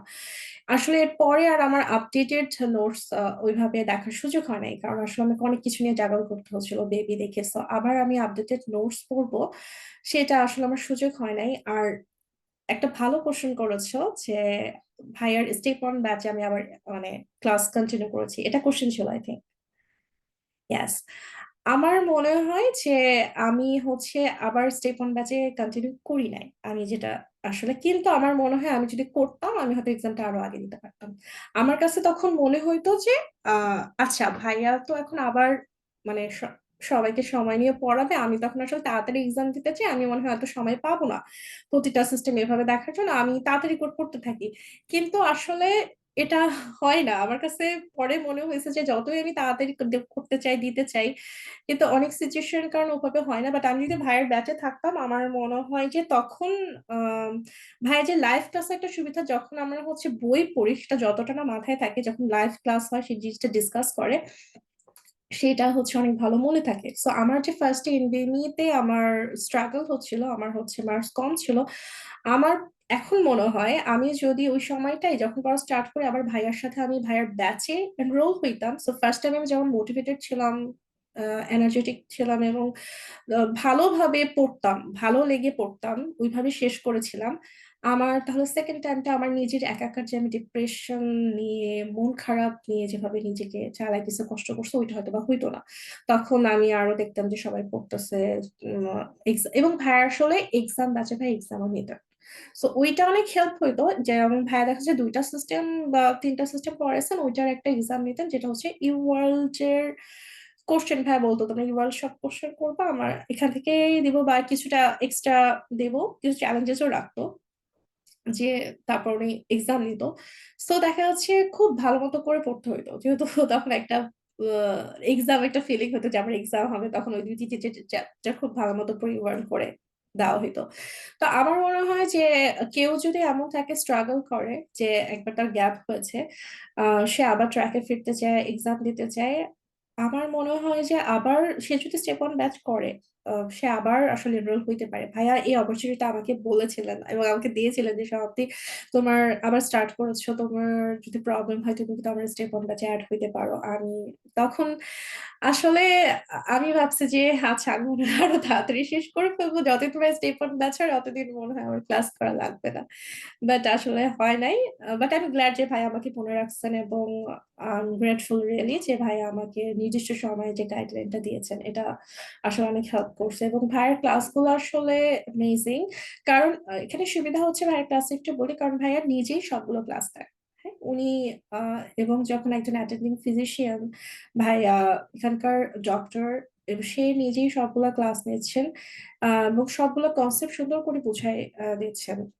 এবং কোশ্চেনও আসলে করার জায়গা থাকে। আমি যদি হচ্ছে ক্লাসের শুরুতে গত দিনে কি পড়ানো হয়েছে সেটা এসে ভাইয়া আস্ক করতেন যে কার কোনো প্রবলেম আছে কিনা, তো সেখান থেকে আমরা কোনো কনফিউশন থাকলে সেটা আমরা কনসেপ্ট ক্লিয়ার না হলে সেটা ক্লিয়ার করে নিতে পারতাম। এবং ভাইয়া থ্রু আউট দ্য ক্লাস হচ্ছে আমাদের কোশ্চেন করতেন, যেমন আমরা হচ্ছে আসলে অ্যাক্টিভ আছি কিনা, অ্যাক্টিভলি ক্লাস করছি কিনা, শুনছি কিনা, এটার জন্য ভাইয়ের ক্লাসে অনেক প্রশ্ন করতেন এবং আগে থেকে বলতেন ভাইয়ের লেকচার গুলো পড়ে আসার জন্য। সো ওইটা লাইক একটা মোটিভেট করতো, আচ্ছা ভাই তো ক্লাসে কোশ্চেন করবে, তো আমি আসলে একটু পড়ে নিই, আগে থেকে একটু পড়ে দেখি। এবং সবসময় ক্লাসে অ্যালার্ট থাকতাম, দেখা যাচ্ছে কি যে কোনো সময় হয়তো বা ভাই নাম ধরে ডাকছে, সমাপ্তি আছো কিনা, এটা কি বলো। সো এটা আসলে মোটিভেট করতো। সো আমি যদি, হ্যাঁ, আবার নতুন করে আমি যদি আমার জার্নিতে বলতাম যে আমি যদি আবার, আমি ওই জায়গায় থাকতাম যখন আমি আবার স্টার্ট করছি আমার প্রিপারেশনটা, আমি তখন কি করতাম, আমি অবশ্যই ভাইয়ার স্টেপ অন ব্যাচে আবার, মানে যেহেতু ক্লাস করার সুযোগ ছিল, সেই সুযোগটা আমি নিতাম এবং ট্রাই করতাম সেভাবে আঁকানোর জন্য। Thank you. থ্যাংক ইউ আপু, আমার আর কোনো কোয়েশ্চেন নাই। আপু আমার একটা কোশ্চেন আছে। আপু আপনি স্টাডি পার্টনারের সাথে কিভাবে টাইমটা ম্যানেজ করতেন পড়াশোনার বেলায়, যে কতটুকু সময় পড়তেন প্লাস নিজে কতটুকু সময় পড়তেন, আর অ্যাকচুয়াল এক্সাম ডেতে কোশ্চেন প্যাটার্নটা কেমন ছিল, এনবিএমই ইউএল টাইপের কি ছিল আপু? আম, আচ্ছা, তোমার হচ্ছে ফার্স্ট আমি লাস্টের কোশ্চেনটার অ্যান্সার দিইনি, কোশ্চেন প্যাটার্ন কেমন ছিল সেটা হচ্ছে যে আসলে এনবিএমই এর মতো বলতে হয়তো বা কনসেপ্ট, এনবিএমই কনসেপ্ট থেকে কোশ্চেন আসে, বাট এনবিএমই এর মতো করে ওভাবে হয়তো চায় না। হ্যাঁ, কোশ্চেনটা একটু ডিফারেন্ট আকারে আসে। আর হচ্ছে ইওয়ার্ল্ড এর সাথে কিছুটা মিল, বাট আসলে ইওয়ার্ল্ড এর মতো বলবো না, লেন্থ ওয়াইজ ইওয়ার্ল্ড এর মতো। ম্যাক্সিমাম কোশ্চেন যেটা ছিল সেটা হচ্ছে আসলে 10 to 12 লাইন্স। এটা হচ্ছে হয়তো বা এভারেজ কোশ্চেন ছিল, কিছু কোশ্চেন হচ্ছে 8-10টা বড় বড় ছিল, আর চেয়ে অনেক বড় ছিল। আর কিছু কোশ্চেন আমার ফিল হয়েছে যে এটা এনবিবির মতো সাইডে ছিল, মাঝে মাঝে কিছু ছোট কোশ্চেন দিয়ে দিত, যেটা আসলে আই থিঙ্ক ওরাও জানে টাইম আসলে তো এভাবে আশা করা ডিফিকাল্ট সবসময় বড় প্রশ্ন পড়তে পড়তে। তবে যেটা হচ্ছে যে প্রশ্ন যদি কেউ পুরাটা পড়া প্ল্যান করে আসলে তাহলে শেষ করা পসিবল হবে না। আসলে প্রথমে কোশ্চেন পড়েই কোথা থেকে কি আমাকে দেখতে হবে এটা আসলে বুঝতে হবে। এটা বসে সেই অনুযায়ী হচ্ছে কোশ্চেনে চোখ বুলাতে হবে জাস্ট কি পয়েন্ট গুলাতে। আমার ক্ষেত্রে যেটা হয়েছে যে আমি অ্যাকচুয়ালি ল্যাব ভ্যালু দেখে অনেক কোশ্চেন অ্যান্সার করছি। লাস্টে দেখে যাচ্ছে আমার সময় নাই, জাস্ট কোশ্চেন কি চাইছে আমি বুঝতে পারছি যে কোন সিস্টেম থেকে কি নিয়ে বলতেছে, আমি ও ল্যাব ভ্যালু গুলাতে জাস্ট চোখ দিয়ে ওখান থেকে আমি অ্যান্সার পিক করেছি। সো প্যাটার্নটা আসলে ওদের প্যাটার্নটা আমার কাছে একটু ডিফারেন্ট লাগছে। ডিফারেন্ট বলতে যে ওরা মেবি কোশ্চেন লেন্থের কারণে বা যেভাবে জানতে চায় এখন যেটা আমার কাছে মনে হচ্ছে ওরা হচ্ছে ইমিউনো, আমার ফর্মে ইমিউনো কোশ্চেন ছিল, অনেক ইমিউনো কোশ্চেন ছিল, কার্ডিও কোশ্চেন ছিল, হেমাটোলজির অনেক কোশ্চেন ছিল। আমার কাছে মনে হচ্ছে যে ওরা হচ্ছে মাঝে মাঝে হয় কি বারবার একই টপিকস থেকে কোশ্চেন করে, এটা অনেকটা একটু কনফিউজিং থাকে। যারা প্রশ্ন দিয়ে মনে হচ্ছিল যে আমার কাছে মনে হচ্ছে আমি একই টপিকস এর উপর বারবার অ্যান্সার করতেছি, তখন মনে হচ্ছে আমি কি ঠিক মতো দেখতেছি। তো এইভাবে ওরা আমার কাছে মনে হয় এরকম কোশ্চেন করে। আর হচ্ছে কিছু কিছু প্রশ্ন যেমন থাকে আমার কাছে মনে হচ্ছে যে আমি এটা পড়ছি টপিকসটা জানি, কিন্তু ওরা যে অ্যান্সার গুলো চয়েস দিয়েছে সেই অ্যান্সার চয়েসটা আমি আসলে ওইভাবে আমার জানা নাই। অ্যান্সার চয়েসটা আসলে জানা নাই। তখন যেটা হয় যে বেস্ট অ্যান্সার যেটা মনে হয় এটার সাথে রিলেটেড ওইভাবে অ্যান্সার করতে হচ্ছে, যে যেটা মনে হয়েছে ফার্স্টে দেখে যে এটা এটা হইতে পারে এটার সাথে রিলেটেড বা এরকম কিছু হবে, ওইভাবে অ্যান্সার করতে হয়। আর হচ্ছে নতুন এনবিএম আসছে মনে হয় 32-33, আমি জানি না এটা কি আসলে ওদের মতো করার একটু আপডেট করেছে কিনা কোশ্চেন প্যাটার্নটা। বাট আমি আসলে এটার জন্য প্রিপেয়ার ছিলাম যে কোশ্চেন প্যাটার্নটা একটু ডিফারেন্ট হবে, কারণ তার আগে আমি যখন রেডিটে সার্চ করছিলাম বা আরো রিসেন্টলি যারা এক্সাম টেকার ছিল তখন তারা সবাই এখানে বলতেছিল যে রিয়েল এক্সামটা অ্যাকচুয়ালি এনবিএম এর মতো না, ওয়ার্ল্ড এর মতো না, একটু ডিফারেন্ট। সো আমি অ্যাকচুয়ালি রেডি ছিলাম যে এরকম কিছু একটা হবে যেটা আমার কাছে সিমিলার মনে হবে না, বা এরকম অনেক টপিক থাকবে যেটা আমার কমন না, ভেগ লাগবে, অ্যাকচুয়াল এরকমও ছিল। সো দ্যাটস ওকে, কারণ এটা তো হোল এক্সাম, তো এরকম হবে না, কিছু তো এরকম থাকবে যে যেটা প্রবলেম হয় যেটা আমরা বুঝি না, যেটা আমি পারি না, যেটা আমি বুঝতে পারছি না, ওইটাই বারবার মনে হইতে থাকে। এই জন্য মনে হয় যে আসলে এক্সামটা খুব খারাপ হয়েছে বা এক্সামটাই আসলে খুব কোশ্চেন গুলা খুব খারাপ ছিল, কিন্তু আসলে এটা মিক্স থাকে অ্যাকচুয়ালি। হ্যাঁ, কোশ্চেনটা মিক্স থাকে, কিছু ম্যাক্সিমাম কনসেপ্ট হয়তো আমাদের জানা, কিন্তু একটু ঘুরায় কোশ্চেনটা করছে, বেশি ল্যাব ভ্যালু দিছে। অ্যাকচুয়ালি 50% কোশ্চেন বা তারও বেশি কোশ্চেনের ল্যাব ছিল, অনেক কোশ্চেনের ল্যাব অনেক বেশি থাকে। সো কেউ যদি ইজিলি ল্যাব গুলো কোরিলেট করতে পারে যে কোন ডিজিজে কেমন থাকে, কোনটা বাড়তেছে কোনটা কমতেছে, এরকম মাথায় যদি একটু থাকে ভালো মতো, তাদের জন্য ভালো এক্সামটা। আর এই তো আসলে মিক্স, আর এনবিএম এর মতো না বলবো না, কারণ হচ্ছে এনবিএম তো আসলে অনেক কনসেপ্ট কভার করে বইয়ের। সো এনবিএম এর কোশ্চেন প্যাটার্নটা এনবিএম না, বাট কনসেপ্ট গুলো কাজে লাগে। দেখা যাচ্ছে একটা কোশ্চেনে একটা জিনিস চাইছিল এনবিএম তে, ওরা দেখা যাচ্ছে ওই টপিকস এর উপর করেছে কিন্তু ওই জিনিসটা চায় নাই, তারা ওখান থেকে অন্য কিছু তারা জানতে চাইছে। তো এই জন্য এনবিএম এর টপিকস গুলো খুব ইম্পর্টেন্ট, যার কারণে আমার মনে হয় ফার্স্ট এইড ভালো মতো পড়াটা খুব দরকার। ফার্স্ট এইড যদি কারো খুব ভালো মতো পড়া থাকে তাহলে দেখা সব টপিকস গুলো যদি এনবিএম এর ভালো মতো জানা থাকে তাহলে আই থিঙ্ক তারা ভালো করবে এক্সামে। থ্যাংক ইউ সো মাচ আপু। আমি থ্যাংক একটু ইন্টারাপ্ট করছি।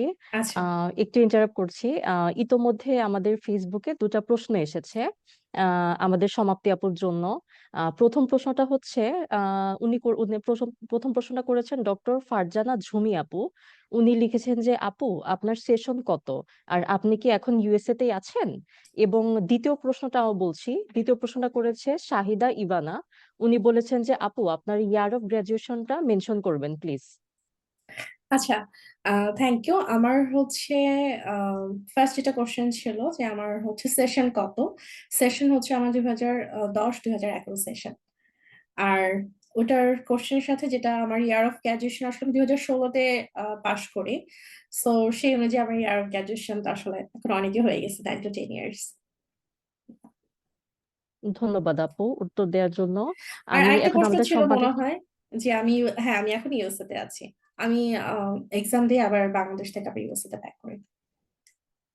জি, ধন্যবাদ আপু। আশা করছি আমাদের ভিউয়ার্সরা তাদের উত্তর পেয়ে গেছে। এখন আমাদের সম্মানিত বাকি কো মডারেটরদের রিকোয়েস্ট করছি আপনারা আপনাদের প্রশ্নগুলো করতে পারেন। আপু আসলে খুবই ডিটেইলে সবকিছু অলরেডি বলে দিচ্ছেন, তেমন কিছু কোশ্চেন আর করার নাই।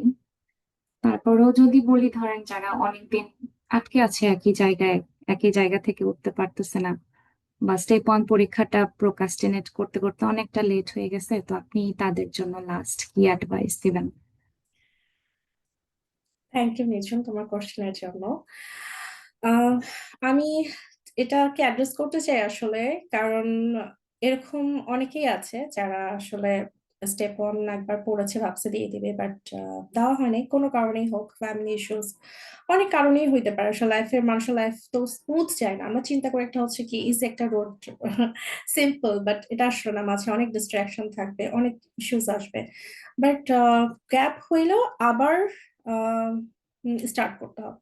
এবং যখন এরপর স্টার্ট করতে হবে সেটা আগের চাইতেও আরো বেশি মোটিভেটেড হয়ে স্টার্ট করতে হবে, কারণ এটা হচ্ছে সেকেন্ড টাইম বা থার্ড টাইম আমি একই জিনিস পড়তেছি। ফার্স্ট টাইম যখন একটা জিনিস আমরা পড়ি সেটা অনেক ইন্টারেস্টিং থাকে, সেটা পড়তে অনেক ভালো লাগে, যে আমি নতুন কিছু শিখতেছি, কিছু জানতেছি। কিন্তু যখন আহ এরপরে আবার আমরা মাল্টিপল টাইম পড়ি বা দেখা যাচ্ছে আমি আমার নির্দিষ্ট গোলে যাইতে পারতেছি না, তখন কিন্তু জিনিসটা আসলে অত বেশি আর ফিলিংসটা ভালো থাকে না। তখন মনে হয় যে আমি কিসের মধ্যে আটকে আছি। বাট যেটা করতে হবে যে ফার্স্টে হচ্ছে কোন জায়গায় আমি আটকে আছি এটা বুঝতে হবে, বা আমি হচ্ছে কেন আটকে আছি, এখানে কি আমার প্রপার আমি পড়ায় টাইম দিচ্ছি না, নাকি আমি প্রপার ডেডিকেটেড না, নাকি আমি যেগুলো রিসোর্স পড়ছি সেটা হচ্ছে অ্যাকচুয়ালি প্রপার না। ফার্স্টে আমি যদি বলি এনবিএম স্কোর, যদি কেউ আটকে থাকে যে এনবিএম স্কোরে, তাহলে তাকে বুঝতে হবে যে আমি কেন এনবিএম স্কোরটা বাড়তেছে না। এখানে অনেকগুলো ব্যাপার থাকতে পারে। একটা হচ্ছে যে আমার টাইম ম্যানেজমেন্ট ভালো না, আমি হচ্ছে এই জন্য কোশ্চেন পড়ে সঠিক সময় আনসার করতে পারি না। তাহলে তোমাকে টাইম ম্যানেজমেন্টে ওয়ার্ক করতে হবে। তুমি কি করবা, ইউআরটা অনলাইন অবশ্যই করতে হবে, টাইম মোডে র্যান্ডমলি প্র্যাকটিস করতে হবে, কারণ আমাদের যখন আমরা পরীক্ষা দিই একই সিস্টেমের কোশ্চেন আসে না, মাল্টিপল সিস্টেম থেকে নির্দিষ্ট গ্যাপে গ্যাপে কোশ্চেন থাকতে থাকে। সো ওই ব্যাপারে ওইভাবেই আসলে প্র্যাকটিস করতে হবে, যে আমি র্যান্ডমলি তাড়াতাড়ি কোশ্চেনটা ধরতে পারতেছি কিনা, এবং তাড়াতাড়ি কোশ্চেনটা ধরে সেই নির্দিষ্ট যে ডায়াগনোসিসটা চাচ্ছে, যেই অ্যান্সারটা চাচ্ছে সেটা আমি পিক করতে পারতেছি কিনা, ওইটাতে টাইম দিতে হবে।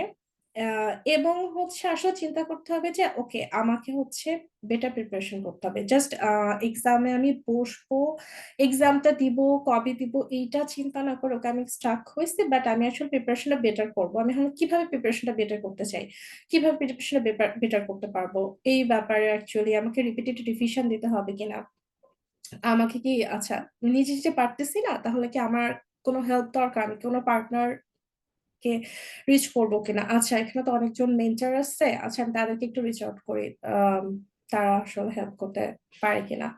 সো আসলে এবং সাপোর্ট সিস্টেমকে পাশে রাখা, যেটা তুমি ছিলে, আমার ক্ষেত্রে আরো অনেকে ছিল।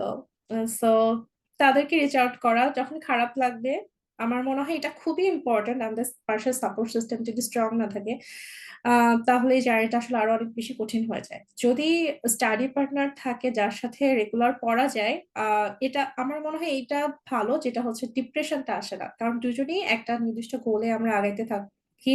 প্রতিদিনে যদি গোল সেট করা হয় আমার মনে হয় এটা বেটার, যে খুব বেশি সময়ের ডিউরেশনের চিন্তা না করে, লাইক আমি হচ্ছে নেক্সট 1 উইকে কি পড়বো, বা নেক্সট 15 ডেজে আমি কি পড়বো, এরকম যদি একটা টাইম সেট করা যায় তাহলে হয় মানে সুবিধা হয়। বা প্রতিদিনের গোলটা সেট করতে চাই, আমি আজকে এই সিস্টেমটা করতে চাই, আচ্ছা একটু যদি বাকি থেকে থাকে তখন ডিপ্রেস না হয়, আচ্ছা আমি কালকে সকালে এটা শেষ করে তারপর আরেকটা সিস্টেম আবার ধরে ফেলবো। কারণ এখানে এই যে প্রতিদিনের যে আমাদের গোলটা থাকে সেটা যেটা হয়, আমি কিছু বলতেছি যেটা আমার ডিপ্রেশনের জায়গাটা, যেহেতু বাবু ছিল, আমি প্রতিদিন যেটা চিন্তা করতাম যেটা পড়বো, আমি কোনো দিনই সেটা দেখা যাচ্ছে আমি সেইটা শেষ করতে পারতাম না। মাঝে মাঝে আই ফিল লাইক ক্রাইং, যে আমি এখন পড়তে চাচ্ছি কিন্তু আমি পড়তে পারতেছি না, দেখা যাচ্ছে আমাকে বেবি নিয়ে শুয়ে পড়তে হচ্ছে। এরকম অসংখ্য রাত আছে আমার জাস্ট কান্না লাগতেছে, যে আমি মানে কিভাবে, আমি তো শেষ করতে চাইছি বাট আমার শেষ হয় নাই, আমি তো নেক্সট এন্ডেমি এতদিনের মধ্যে দিতে চাইছি বাট আমার মনে হয় আমার আর 1-2 দিন পিছিয়ে যাবে। খারাপ লাগতো, বাট আমি আসলে চিন্তা করতাম যে আসলে কন্টিনিউ করাটাই এখানে হচ্ছে মেইন থিং। সব পড়তে থাকতে হবে, একটা স্কোর বেটার করতে হবে এবং সেইটাকে ঠিক রাখতে হবে, সেই স্কোরটাকে, এবং এক্সামটা আসলে শেষ করতে হবে। আহ এই জন্য আসলে ইম্পর্টেন্ট যে আগে নিজের প্রিপারেশনটাকে ভালো করা, কারণ নিজের প্রিপারেশনটা যদি একবার ভালো হয়ে যায় এবং এনবিএতে একটা গুড স্কোর আসে, সেটা নিজেকে অনেক মোটিভেট করে লাস্ট পর্যন্ত যাইতে। সো এনবিএতে যখন একটা ভালো স্কোর চলে আসবে, তারপর হচ্ছে দেখা যাচ্ছে তারপর নেক্সট এনবিএ দেওয়ার একটা গোল থাকবে, সেই নেক্সট এনবিএতে ভালো স্কোর আসলো, আচ্ছা আবার তাহলে আমি একটু রিভিউ করে আমার উইকনেস উপর কাজ করি, আবার নেক্সট এনবিএ দিই, এইভাবে করে আসলে যখন সব এক্সাম গুলো শেষ হবে তারপরেই মেইন এক্সামটা দেওয়া পসিবল। সো আমার কাছে মনে হয় যে যদি কেউ আবার শুরু করতে চায়, কোনো কারণে ইস্যুস আসে, আসলে একটা ব্রেক পড়ে স্টাডিতে, তখন আবার কত তাড়াতাড়ি দিব এটা চিন্তা না করে, এটা তো টার্গেট থাকবে যে আমি কতদিন এক্সাম দিতে চাই, সাথে হচ্ছে নিজের প্রিপারেশনটাও বেটার করে ট্রাই করতে হবে, যে আসলে আমি তো একবার পড়েছি বাট আসলে আমি ভুলে গেছি, তাহলে আমাকে আবার সুন্দর করে আমি ভালো মতো পড়বো এবং ফার্স্ট এটা আমি বুঝে বুঝে পড়বো, কোনো জায়গায় যেন গ্যাপ না থাকে। সো এইভাবে প্রথম প্রিপারেশনটা বেটার করতে হবে, তারপর এনবিবিটাও স্টার্ট করতে হবে আসলে। যদি মনে হয় যে ওকে ফাইন, আমি হচ্ছে আমার যা পড়ার ছিল সেটা আমি পড়ে ফেলছি, সো কেউ যদি করতে পারে যে আমি হচ্ছে এনবিবি দেওয়ার আগে আমি কি করতে চাই, আমি হচ্ছে ফার্স্ট এইড 2বার বা 3বার রিভাইজ করতে চাই, আমি হচ্ছে ইওয়ার্ল্ডের এত% কোশ্চেন করতে চাই, এবং আর কেউ যদি যেমন যারা ভাইয়ের ব্যাচে পড়ে অবশ্যই নোটস গুলো অনেক ভালো, নোটস গুলোতে একটু দেখে ফেলতে চাই, সো সে একটা ডেডলাইন সেট করবে যে আমি এইসব জিনিস কমপ্লিট করার পর আমি একটা এনবিএমি দিব। সো এইভাবে কিন্তু স্টার্ট করতে পারে চিন্তা করে। সো এনবিএমি যখন স্টার্ট হবে, সো সেটার উপর আবার ডিপেন্ড করবে যে কিভাবে সামনেটা আগাবে, যদি কোনো পয়েন্ট উইক থাকে উইকনেস উপর কাজ করতে হবে, উইকনেস উপর কাজ করলে আই থিঙ্ক স্কোরটা বাড়ে। আর তারপর আসলে এমবিবিএস স্টার্ট করলে স্কোর, ভালো স্কোর আসলে কন্টিনিউ করতে থাকতে হবে, পড়তে থাকতে হবে, এর চেয়ে কোনো বিকল্প নাই, পড়তে থাকতে হবে, সবকিছু বাদ দিয়ে পড়তে হবে, যতদিন না ভালো স্কোর আসে, যতদিন স্টেপ 1 দেওয়া হয় বা আসলে রেসিডেন্সি পর্যন্ত যাওয়া হয়, আমার মনে হয় যে প্রচন্ড মোটিভেটেড থেকে আমাকে জাস্ট শেষ করতে হবে, এটা বিলিভ করতে হবে যে আমি এটা পারবো।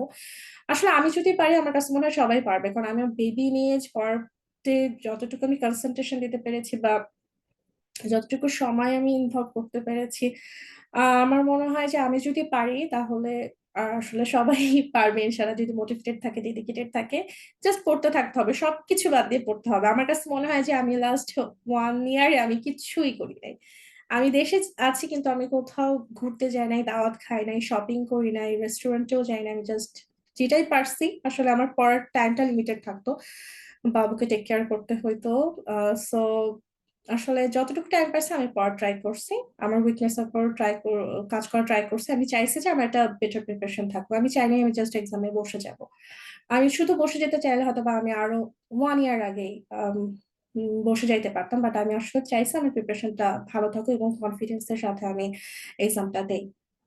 সো এই জন্য আমি একটু টাইম নিয়েছি, আহ, তারপর দিয়েছি। তো আমার মনে হয় লেগে থাকলেই হবে ইনশাল্লাহ, সবাই পারবে, নিশ্চয় তুমিও পারবে ইনশাল্লাহ, তোমার জন্য অনেক অনেক দোয়া। একজন আমাকে জিজ্ঞেস করেছিল একটা কোশ্চেন যে স্টাডি পার্টনার সাথে কিভাবে পড়েছি। সো আসলে প্রথমবার যখন আমি পড়ি তখন আমি নিজে পড়ি, কোনো স্টাডি পার্টনার সাথে পড়ি না, বাট যখন রিভাইজ দেওয়া স্টার্ট করি তখন আমি নিঝুম একসাথে স্টার্ট করি। তখন যেটা হইতো যে আমার সবসময় মনে হতো আমি যখন নিজে পড়ি সেটা তখন আমি এটা আমার জন্য বেশি ভালো হয়, পড়াটা বোঝা বা সবকিছু, অনেকে যেটা করে যে একসাথে অনলাইনে থেকে পড়ে, বাট আমার ক্ষেত্রে আমার মনে হয় একই জনের ক্ষেত্রে এক একভাবে কাজ করে, আমার ক্ষেত্রে আমি নিজে পড়লে মনে হয় যে বেশি ভালো আমার জন্য হয়। সো আমরা যেটা করতাম যে স্টাডি পার্টনারের সাথে নিঝুমের সাথে যে আমরা আজকে এতটুকু পড়া পড়বো, এটা হচ্ছে আমরা আগে থেকে ঠিক করে নিতাম, বা যে এই কদিন আমরা এই সিস্টেমটা শেষ করবো, সেভাবে আমরা হচ্ছে আপডেট দিতাম, ভাবে আমরা পড়াটা শেষ করতাম, রাতের বেলা আমরা কথা বলে নিতাম, যদি কোনো কিছুতে প্রবলেম থাকে তো তখন ওটা ডিসকাস করতাম। আর যখন ইওয়াল কোশ্চেন করতাম তখন হচ্ছে আমরা নিজেরাই ইওয়াল করতাম, বাট কোন সিস্টেম থেকে কোন ব্লক করছি এটা হচ্ছে আমাদের সেম থাকতো, এবং সেটা নিজেরা সলভ করতাম, ওখান থেকে যদি আমাদের কোনো প্রবলেম থাকতো পরে সেটা আমরা হচ্ছে ডিসকাস করতাম। এভাবে ইউজুয়ালি গিয়েছি, বাট শেষের দিকে যখন যেটা হয় যে অনেক র্যাপিডলি পড়তে হয়, তখন হচ্ছে যতদিন ওর সাথে আমার টাইম আসলে মেনটেন হয়েছে আমি বাংলাদেশে যাওয়ার আগে, তখন হচ্ছে আমরা দেখা যাচ্ছে সারাদিনই অনলাইন থেকে পড়তাম। আহ, সারাদিন অনলাইন থাকতাম, আর আমার টাইমটা আসলে ওর চাইতে 3 ঘন্টা আগে। সো দেখা যাচ্ছে সকালে উঠে আমি হচ্ছে বাসার যে কাজগুলো আছে সেগুলো করে ফেলতাম, বাবু টেক কেয়ার বা সবকিছু করে তারপর একটা টাইম ওর সাথে আমি একসাথে স্টার্ট করতাম। তো সারাদিন আমরা পড়ে যাইতাম, ফার্স্ট এইড একসাথে পড়তাম মেনলি। সো ফার্স্ট এইড পড়তাম দুজন একসাথে, আম, বুঝে বুঝে পড়তাম, সুন্দর করে আমরা পড়তাম। আর সারাদিনে গ্যাপ বলতে শুধু খাওয়ার গ্যাপ, আর যদি বাবুর কোনো কিছু দরকার হয় সেটার গ্যাপ ছাড়া দিতাম না। এই সকাল থেকে রাত পর্যন্ত এভাবেই পড়তাম, দেখা যাচ্ছে আমি রাত 3টা পর্যন্ত পড়ে এরপর জাস্ট তখন শুয়ে পড়তাম। হ্যাঁ, এভাবে আসলে আমরা কন্টিনিউ করেছি, অনেকদিন এভাবে পড়েছি। তারপর যখন দেশে যাই তারপর আসলে তখন আমার আর কারোর সাথে টাইম ওভাবে ম্যাচ করছিল না, আমি অনেকজনের সাথে ট্রাই করি 2 ঘন্টা স্টে পড়ার জন্য। কিন্তু দেখা যাচ্ছে ইউএস আর এখানকার দেশের টাইমিং সবকিছুতে একটু ঝামেলা হয়ে যেত, ওভাবে কন্টিনিউ করা হয়নি। বাট কারোর সাথে পড়েছি কিছুদিন ওইভাবে 2 hours 3 hours করে। তারপর বেসিক্যালি আমি একাই পড়ি। একা পড়ি, কিন্তু হচ্ছে আসলে কন্ট্যাক্টে থাকতাম অন্য যারা পড়তেছে তাদের সাথে। এবং আরেকটা জুনিয়র ছিল, ও হচ্ছে এরকম করে তার সাথে পড়তাম যে একদিন একটা সিস্টেম পড়বো, ওটা পড়ে ফেলতো, আমি পড়ে ফেলতাম, তারপর আপডেট দিতাম। এইভাবে আসলে, বা যখন সুযোগ হয়েছে একা খারাপ লাগতেছে, আমার একা একা পড়তে ইচ্ছা করছে না, তখন আবার আমি কাউকে রিচ আউট করতাম যে নিচুক তুমি এটা পড়ছো এই সিস্টেম, আমি তো এটা পড়তে চাই, তাহলে একসাথে পড়ে ফেলি। তো এইভাবে পড়েছি।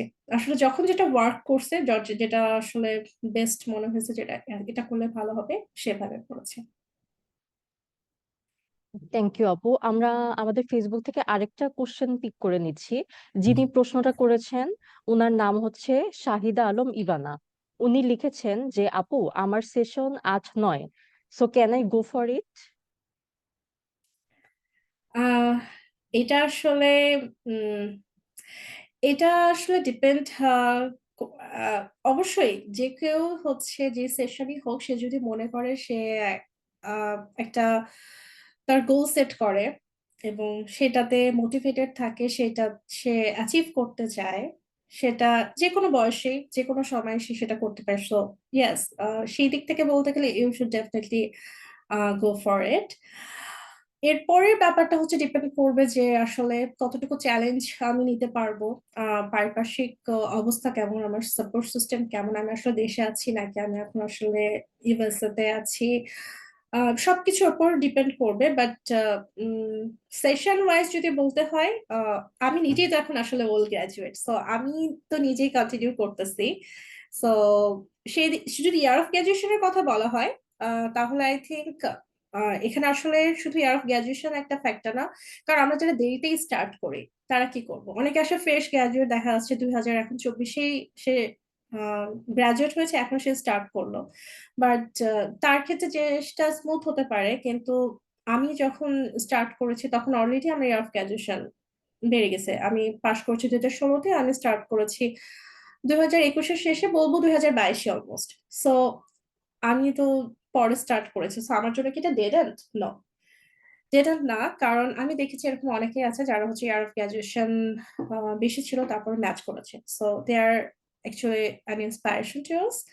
সো আমি কি করতে পারি সেটা হচ্ছে আমি তাড়াতাড়ি ট্রাই করতে পারি এক্সাম গুলো তাকে শেষ করার, এবং সাথে আরো কিছু কোয়ালিটি অ্যাচিভ করার।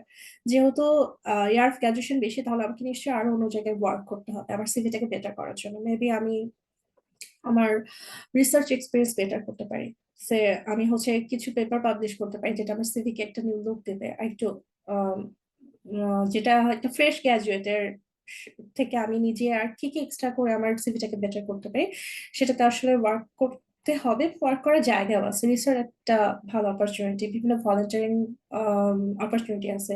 কেউ ভলেন্টারিলি দেখা যাচ্ছে অনেক ধরনের সোশ্যাল ওয়ার্ক করে, যেটা আসলে ওদের কাছে অনেক ইন্টারেস্টিং। আমার কাছে মনে হয় এখানে যারা পিটিরা থেকে ইন্টারভিউ নেয় সেটা আসলে ভাই আরো ভালো বলতে পারবে। আমার মনে হয় শুধু একটা ক্যান্ডিডেটকে তার শুধু স্কোর সবকিছু দিয়ে ডিফাইন করে না, আসলে অ্যাজ এ পার্সন সে কেমন, তার মোটিভ, তার লাইফের জার্নি সবকিছু তাদেরকে মোটিভেট করে। সো ইয়ার বাড়লেও আমার মনে হয় যে লেগে থাকলে এটা পসিবল এই জায়গাটা পৌঁছানো। কেউ যদি ট্রুলি চায় যে আমি আসলে ইউএসএমএলই করতে চাই এবং ইউএস রেসিডেন্সি করে এখানকার ডক্টর হতে চাই, আই থিঙ্ক ইটস পসিবল। ধন্যবাদ আপু, আশা করছি আমাদের প্রশ্নদাতা ওনার উত্তরটি পেয়ে গেছেন। ধন্যবাদ প্রশ্ন করার জন্য। আমি আমার সম্মানিত কো মডারেটরদের কাছে ফিরে যাচ্ছি, আপনারা আপনাদের প্রশ্নগুলো কন্টিনিউ করুন।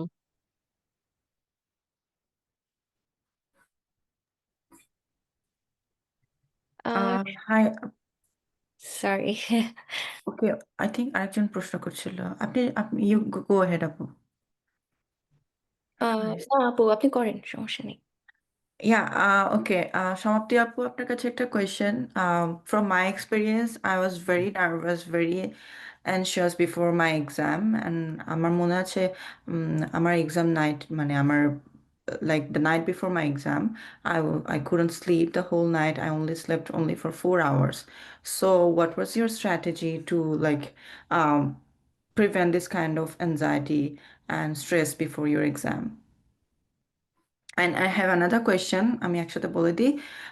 That is like what piece of advice you wanna give to the future examinees? Thank you. Thank you তোমার কোশ্চেনের জন্য। সো আসলে সেটা এক্সামের আগে যে অ্যাংজাইটি হয় এটা অ্যাকচুয়ালি ট্রু। এটা আসলে আমার ক্ষেত্রেও হয়েছে। অনেক বেশি অ্যাংজাইটি হতে থাকে যে আসলে কি হবে। আমি ওয়েল প্রিপেয়ার্ড, আমি জানি স্কোরগুলো ভালো কন্টিনিউয়াসলি আসছে, তারপরও মনে হয় যে আসলে এক্সাম দিতে কি হবে। এটা একটা ট্রু একটা ফিলিংস। সো আমি যখন আমারও আহ, আসলে 1-2 সপ্তাহ আগে আমি যখন ডেট নেই তখন আমার আসলে খুবই আহ, তখন অ্যাংজাইটি হচ্ছিল। তো আমি তখন হচ্ছে যারা রিসেন্ট এক্সাম তাদেরকে রিচ আউট করে, তো তারা বলে ইটস অলরাইট, লাইক তাদেরও সেম ফিলিং হয়েছে, সবারই সেম ফিলিং হয় এক্সামের আগে। তো তখন আসলে অনেক কিছু করতে ইচ্ছা করে, আবার কোনটাতে কনসেন্ট্রেট করবো কিভাবে পড়বে এটাও বোঝে না। তো এটা আসলে সবাই সেম ফিলিং বলছে যে এরকমই হয়, বাট তোমার জাস্ট রিভিশন কন্টিনিউ করতে থাকো যতটুকু পড়ো, আর তুমি আসলে যেটা তোমার পড়ার তুমি সেটা পড়ে ফেলছো। এখন এই লাস্ট হয়তো বা 7 দিনে তোমার অনেক নতুন করে কোনো কিছু পড়ার কোনো কিছু বোঝে না, তুমি জাস্ট ওই জিনিসগুলাই রিভাইজ দিতে থাকো, ইউল বি ফাইন। সো এইটা কাইন্ড অফ রিঅ্যাসিওর করে যখন রিসেন্ট এক্সাম টেকার তারাও হচ্ছে এরকম এক্সপিরিয়েন্স শেয়ার করে। তো তাদের কাছে শুনে সেটা হচ্ছে সময় হেল্প করছে সেই সময় যে ওকে ফাইন। সো এরকম এনজাইটি হচ্ছিল, বাট ওই যে আসলে নিজেকে বুঝাইছি যে না, ঠিক হয়ে যাবে, আম, পারবো, ইটস ওকে। সো ওই যে আর্লি ঘুমের প্র্যাকটিসটা করছিলাম আগে থেকেই। সো সেই হিসেবে, এবং যখন আসলে অ্যাংজাইটি আমার মাঝে খুব হচ্ছিল তো আমি তখন হচ্ছে ঘুম আসছিল না মাঝে, তখন আমি হচ্ছে স্লাইড ডোজে একটু ওষুধ খেয়েছি ওই সময়টা একটু কাম থাকার জন্য, যে যেন বেশি আমি প্যানিক না করি। সেটা হেল্প করছে আসলে, পরে আমি কাম ছিলাম। Thank you.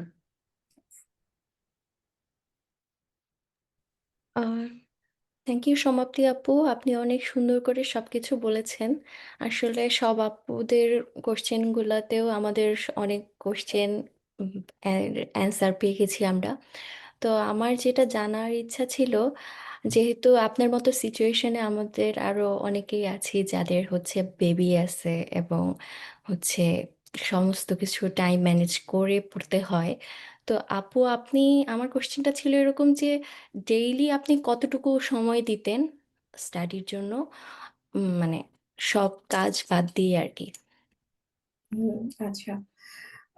সো ডেইলি সময় যেটা দিতাম আমার কাছে মনে হয় আমি 10 আওয়ার্স পড়া ট্রাই করতাম daily।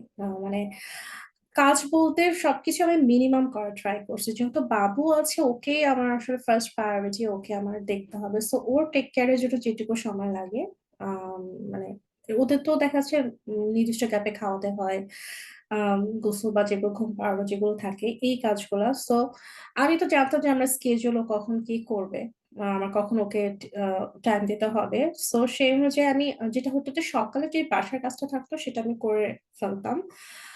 তারপর হচ্ছে আমি ওকে টেক কেয়ারের পাশাপাশি বা ওর ন্যাপের মাঝে যে গ্যাপটা থাকতো সেটা আমি খুব ভালো মতো ইউটিলাইজ করা ট্রাই করলাম। লাইক আমি খাওয়ার জন্য লাইক মিনিমাম 5 মিনিটস বা 10 মিনিটস এইভাবে নিজে মানে নিজের ক্ষেত্রে টাইমটা আমি খুবই কমাই নিতাম। আর বাকিটা টাইম হচ্ছে আহ পড়াশোনার জন্য আমি দিয়েছি। যা হ্যাঁ, আসলে আর বাসার কাজ বলতে আমি এটা খুবই মিনিমাম রাখার ট্রাই করছি। মানে যতটুকু আমাকে না করলেই না। জাস্ট রাতের বেলা দেখা যাচ্ছে আমি রান্নাটা করে ফেলতাম। আসলে আমার হাসব্যান্ড আমাকে অনেক হেল্প করছে। সেও মাঝে, মাঝে হেল্প করতো। সেও যখন আমি পড়তেছি তখন সে বেবিকে টেক কেয়ার করেছে। সে যখন ল্যাব থেকে বাসায় ফিরে আসতো রাতে তখন কিছুটা সময় বেবিকে টেক কেয়ার করতো। মাঝে, মাঝে আমি যদি খুব ব্যস্ত থাকতাম তো রান্নাটা সে করে ফেলতো। বাট আমি ওই যে রাতের বেলা রান্না করে রাখতাম যেন সারাদিনটা আমি পড়তে পারি। এটা হচ্ছে করতাম। মাঝে, মাঝে একটু বেশি করে রান্না করে রাখতাম যেন আমার ২ দিন চলে যায়। আমি এর মধ্যে না রান্না করতে হয়। শুধু বাচ্চার জন্য যতটুকু দরকার সেটা আমি ডেইলি বেসিস এ করতাম। নিজেদের খাবারটা হয়তোবা আ আ ২ দিন চলে যায় এভাবে রান্না করে রাখতাম রাতেই যেন আমার সারাদিনের মধ্যে হ্যাম্পার না হয় পড়তে। সো এভাবেই ট্রাই করছি আসলে। আর হুম আ বাচ্চার ওই তো মানে আসলে ব্যাপারটা হচ্ছে যে আমি ১ম এ ভাবতাম যে ওকে টেক কেয়ার করে তারপর পড়বো। আসলে ব্যাপারটা হচ্ছে এটা হয় না। পরে আমার কাছে এখন যারা অ্যাডভাইস চায় যে বাবুনি কিভাবে মানে পড়েন, এটা আমি যেটা বলি যে বাচ্চাকে নিয়ে পড়তে শিখতে হবে। লাইক বাচ্চাকে নিয়ে কোলে নিয়েই পড়া, আ ওকে খাওয়াতে, খাওয়াতে পড়া। বাচ্চা আছে, বাচ্চা যা করতেছে, করতেছে, আমি আসলে পড়তেছি। মানে ওকে নিয়েই পড়ে এবং দেখা যাচ্ছে ও আ ডিস্টার্ব করতেছে বাট ওকেও আমি হ্যান্ডেল করতেছি, সেম টাইম আমি বইও পড়তেছি।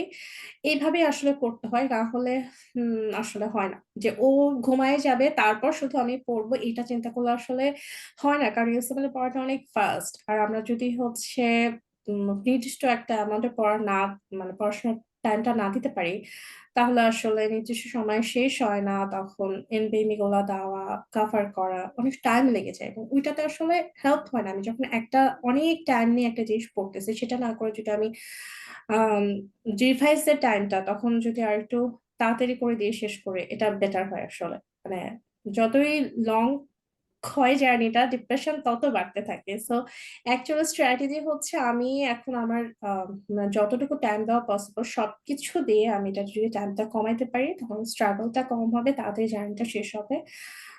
এটা বেটার। সো তোমার প্রশ্নের মতো যে হ্যাঁ, বাচ্চা নিয়েই পড়াটা শিখতে হবে। যে আমি বাচ্চা কাঁদতেছে ইটস ফাইন।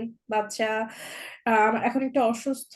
সো সেই সময়টা তাকে একটু বেশি টেক কেয়ার করতে হবে। তারপর আবার আসলে পড়তেও হবে। সবকিছুর মধ্যেই পড়তে হবে। বাচ্চাকে নিয়েই পড়তে হবে।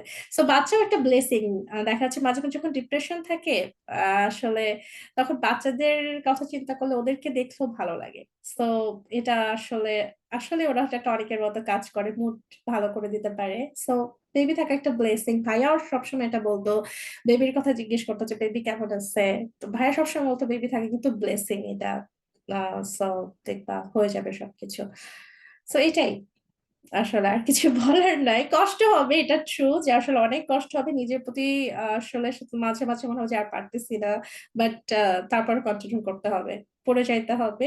যদি আ মাঝে, মাঝে সপ্তাহে আমার মনে হয় একটা দিন একটু ব্রেক নিলে ভালো। আমার ক্ষেত্রে পসিবল হইতো না ওভাবে schedule গ্যাপ নেওয়া। দেখা যাচ্ছে এমনিতেই গ্যাপ পড়ে যেত। কখনো বাবু অসুস্থ বা কিছুর কারণে হয়তোবা একটা গ্যাপ পড়ে যেত। সো ওইভাবে আমি schedule গ্যাপ নিতে পারতাম না। বাট কেউ যদি টাইম মেইনটেইন করতে পারে তাহলে হয়তোবা উইকেন্ডে যেকোনো একটা দিন একটু রেস্ট করবে। বাকিটা সপ্তাহ আসলে তাহলে আরো ভালো মতো সে পড়তে পারবে। থ্যাংক ইউ সো মাচ আপু। আপনি অনেক সুন্দর করে মোটিভেট করতেছেন আমাদের সবাইকে।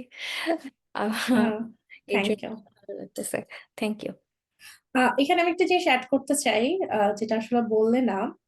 যেহেতু তুমি বললে যে মোটিভেট করতেছি, এইটা কিন্তু একটা খুব ভালো পয়েন্ট।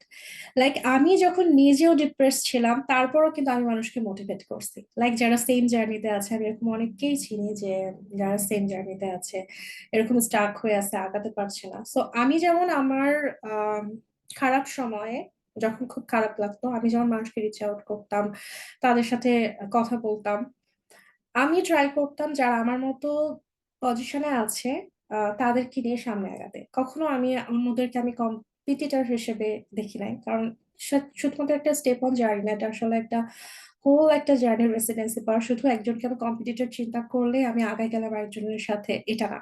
আমি আমার যে এক্সপিরিয়েন্স, আমার যে লাইফ, আমার যে সিভি, প্রতিটা মানুষের ডিফারেন্ট। সো এখানে যেটা হয়, যখন আমরা আরেকজনকে হেল্প করি, সেইটা কিন্তু নিজেকেও মোটিভেট করে, এটা আমরা বুঝি না। সো আমার এই জন্য আমি সবসময়, আমি যখন আর্লি স্টার্ট করি, যখন ইউএসএমএল জার্নি, তখন আমার মনে আছে আমি সবাইকে নিয়ে বলতাম যে চলো আমরা এখন পড়ি বা স্টেপ অন পড়ি, বা কেউ যখন ডিপ্রেসড হইতে বলতাম যে না এটা শেষ হয়ে যাবে, এটা এভাবে এভাবে পড়তে হবে, এভাবে প্ল্যান করতে হবে।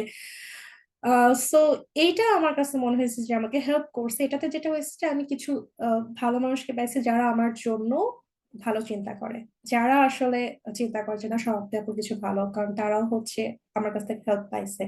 সো ওই ব্লেসিংটা থাকতো, এবং মানুষকে মোটিভেট করলে নিজেরও আসলে ভালো ফিল হয়, নিজেকেও ভালো কিছু করতে ইচ্ছা করে। So it helps, it really helps. Thank you আপু।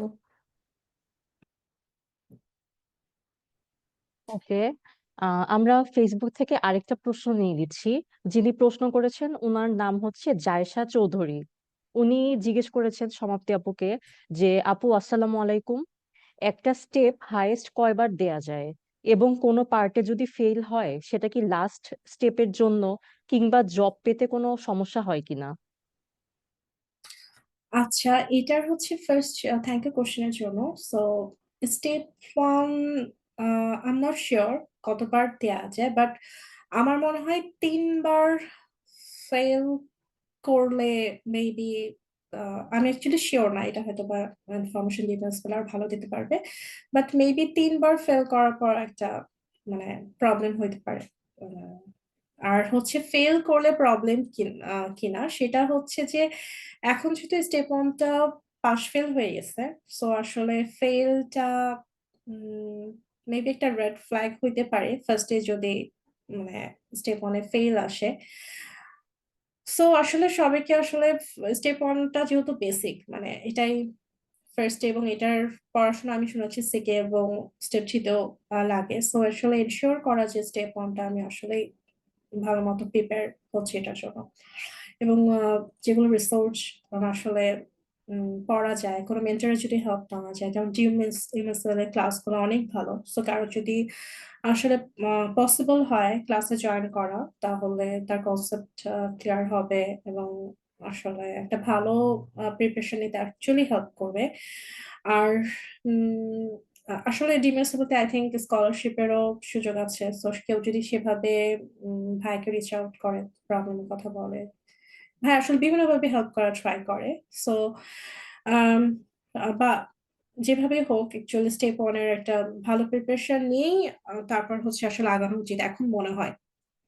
কারণ হচ্ছে যেহেতু এটা পাস ফেল আর স্টেপ, আচ্ছা এখানে যদি কেউ খারাপ করে হয়তো স্টেপ টুতে গিয়ে তার একটা জায়গা থাকে বেটার স্কোর করে নিজেকে প্রুভ করার, ডাউন দ্য রোড দেখা যাচ্ছে সে স্টেপ থ্রিও কমপ্লিট করতে পারে। আমি এভাবে যখন দেখেছি, আহ, তারা এভাবেও হয়তো অনেকে ফেল করার পরও তার রেসিডেন্সি আসলে ম্যাচ করেছে, এরকম মানুষের জার্নিও জানি।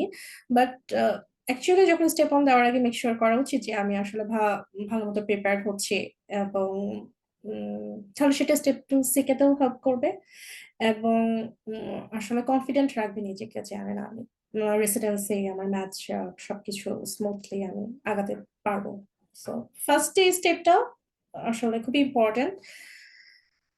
এটাই বলবো যে ভালো মতো প্রিপারেশন নেওয়ার জন্য, এবং এনবিএমিতে আসলে গুড স্কোর হওয়ার পরেই এক্সাম অ্যাপ্রোচ করা উচিত। এবং আমি ক্ষেত্রে বলবো যে যেটা সমস্যা হচ্ছে ট্রায়াল নেওয়ার ব্যাপারে।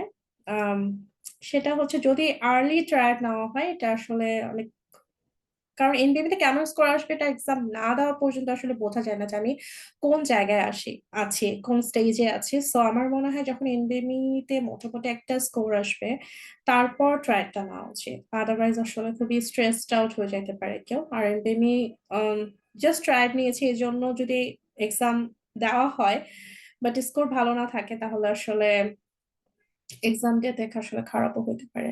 সো এনবিএমিতে মোটামুটি ভালো স্কোর থাকলে ট্রাই নেওয়া উচিত, এবং ভালো মতো ওই সময়টা রিভাইজ করে তারপর এক্সাম ডেট নেওয়া উচিত, যখন ফ্রি মোটামুটি সে সবগুলো এমএমই মোটামুটি শেষের দিকে এবং সামনে ফ্রি 120 আছে, এরকম 1-2টা এক্সাম হাতে আছে, তখন হয়তো বা এক্সাম ডেট নিতে পারে।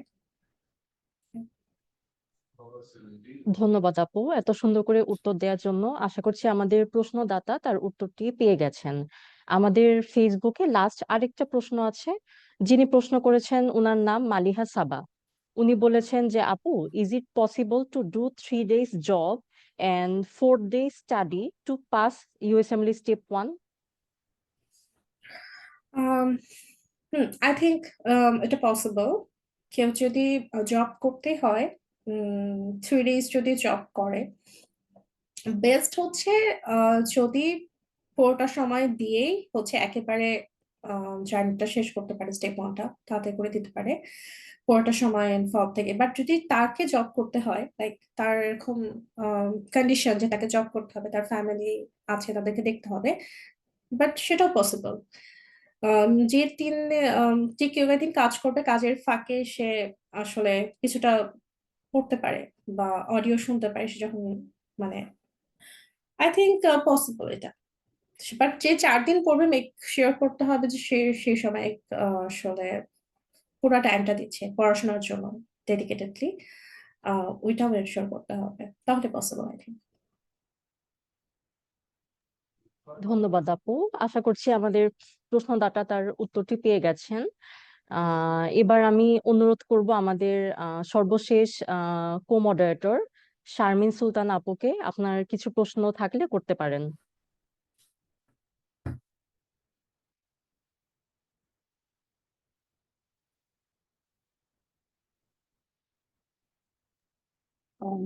আসসালামু আলাইকুম আপু। আসলে সবাই সবগুলো কোয়েশ্চেন করে ফেলছে আর অ্যান্সারও পেয়ে গেছে। থ্যাংক ইউ আপু। আর কোনো কোয়েশ্চেন নাই, অনেক সুন্দর করে মানে সবগুলা কোয়েশ্চেন অ্যান্সার দিচ্ছেন। থ্যাংক ইউ সো মাচ আপু। Thank you. And again congratulation আপু। Thank you so much. মানে অনেক ছিল আপনার জার্নিটা, একটা বেবি নিয়ে, মানে আলহামদুলিল্লাহ। Thank you. আমাদের সম্মানিত কো-মডারেটরসদের আর কোনো প্রশ্ন আছে কি? ওকে, আর কোনো প্রশ্ন নেই এবং ফেসবুকেও আর কোনো প্রশ্ন দেখতে পাচ্ছি না। সো আমার মনে হয় আমরা আমাদের লাইভের শেষ দিকে পৌঁছে গেছি। তো লাইভটা কনক্লুড করার আগে আমি ফাইজা আপুকে জিজ্ঞেস করবো যে আপুর কি কিছু বলার আছে কিনা আজকের এই লাইভটার বিষয়ে। আসলে আপু, লাইক আই সেড, আমি নিজেকে স্টেপ 1 এক্সামে নিই এবং ব্যক্তিগতভাবে আমার কাছেও মনে হয় যে I am kind of stuck in a same place. I have been here for a while and আমি কেন যেন I can shift my gear. তো এটা আমার জন্য পার্সোনালি খুবই হেল্পফুল হয়েছে। আমি আপু, thank you, I took a lot of notes, I did. জিনিস যেগুলো আমার কাছে মনে হয় এখনো ফিক্স করার সময় আছে, so that I can actually get back on track. আসলে ড্রিম ইউএসএমএলই কি থ্যাঙ্কস। হয়তো অন্য সময় আমার সুযোগ হতো না আপনার সাথে কথা বলার, বা হয়তো একটা একটা ওয়েবিনার না হলে এত লোক যারা একসাথে আপনাকে দেখলো, আপনাকে অ্যাপ্রোচ করতে পারলো, it couldn't have been possible. So definitely dream USMLE help. আপু, আপনাকে thank you, thanks a million. আপনি আসছেন, আমার সাথে কথা বলছেন, সময় দিচ্ছেন। টাইম আপনার জন্য অবভিয়াসলি খুবই খুবই লিমিটেড রিসোর্সে আছে। You still have a very young child এবং আপনার পড়াশোনার জন্য যে আপনি সময় বের করছেন, সে আমাদের জন্য কষ্ট করে সেভাবেই সময় বের করছেন আপনি। থ্যাংক ইউ সো মাচ আজকে আসার জন্য। অফকোর্স কো-মডারেটরস যারা ছিলেন, আবির আপু and everybody else, thank you তারাও সময় বের করে আসার জন্য। আসলে থ্যাংক ইউ বলা ছাড়া আপু আর কিছু বলার নাই। Thank you so much dream ইউএসএমএলকে আমাকে ওয়েবিনার ইনভাইট করার জন্য। আমি অ্যাকচুয়ালি খুবই হ্যাপি যে আমি আমার জার্নিটা শেয়ার করতে পারছি। এই জন্য হ্যাপি যে আমার মতো যারা আছে তারা যদি কিছুটা হলেও ইন্সপায়ার্ড হয়, তাহলে এটা আসলে আমার জন্য খুবই ভ্যালুয়েবল হবে। কারণ সবাই আসলে একসাথে ভালো করতে পারলে ভালো লাগে, বা কাউকে মোটিভেট করতে পারলে এটা আসলে আমার নিজেরও খুব ভালো লাগে। আর কারণ আমি এটা দিয়ে গোছর করছি, সো আমি জানি যখন একটা জায়গায় স্টাক হয়ে থাকে এটা কি হরিবল ফিলিং হয়, লাইক কতটা খারাপ লাগে, depression, everything. But thank you সবাইকে যে আমি জার্নিটা শেষ করতে পেরেছি। সবার দোয়া ছিল আসলে অনেক, এবং আব্দুল্লাহ মাসুদ ভাইকে অনেক থ্যাংকস। কারণ আমি যখন ফার্স্ট শুরু করি তখন আসলে ভাইয়ার ব্যাচে ছিলাম থেকেই হয়তোবা আমি আমার ফার্স্ট যে পড়াটা ছিল সেটা হয়তো বা সলিড ছিল, যার কারণে আমি কনফিডেন্ট ছিলাম যে আমি এই জার্নিটা শেষ করতে পারবো। আমার দ্বারা স্টেপ ওয়ান পসিবল, যেহেতু আমি তখন রেগুলার ছিলাম, রেগুলার ক্লাস করতাম। সো সেই আমাকে সেই জিনিসটা মোটিভেট করছে। আমি মনে করতাম যে না, আমি তো আসলে ক্লাস অনেক ভালো করতাম, হ্যাঁ, তো আমাকে কোশ্চেন ধরতো, আমি ওগুলোর মতো অ্যান্সার করতাম, রেগুলার করতাম। সো আমি তো ওই সময় অনেক ভালো করছি, তো আসলে আমি ভালো করতে পারবো, আমাকে টাইম দিতে হবে। মেবি আমার খারাপ টাইম যাচ্ছে, বাট এটা শেষ হয়ে যাবে, আমি আবার পারবো ভালো করতে। সো ওই ব্যাপারটা, ব্যাক অফ দ্য মাইন্ড আমার কাজ করতো যে না, আসলে আমার দ্বারা এটা হবে। এবং এই জিনিসটা বিলিভ করা খুব ইম্পর্টেন্ট, যে যে জিনিসটা আমি আগে করব এটা বিলিভ করা যাবে, এটা করতে পারবো। কারণ আমরা যদি বিলিভ না করি, সেই জিনিসটা অ্যাচিভ করা অ্যাকচুয়ালি পসিবল না। সো বিলিভ করতে হবে।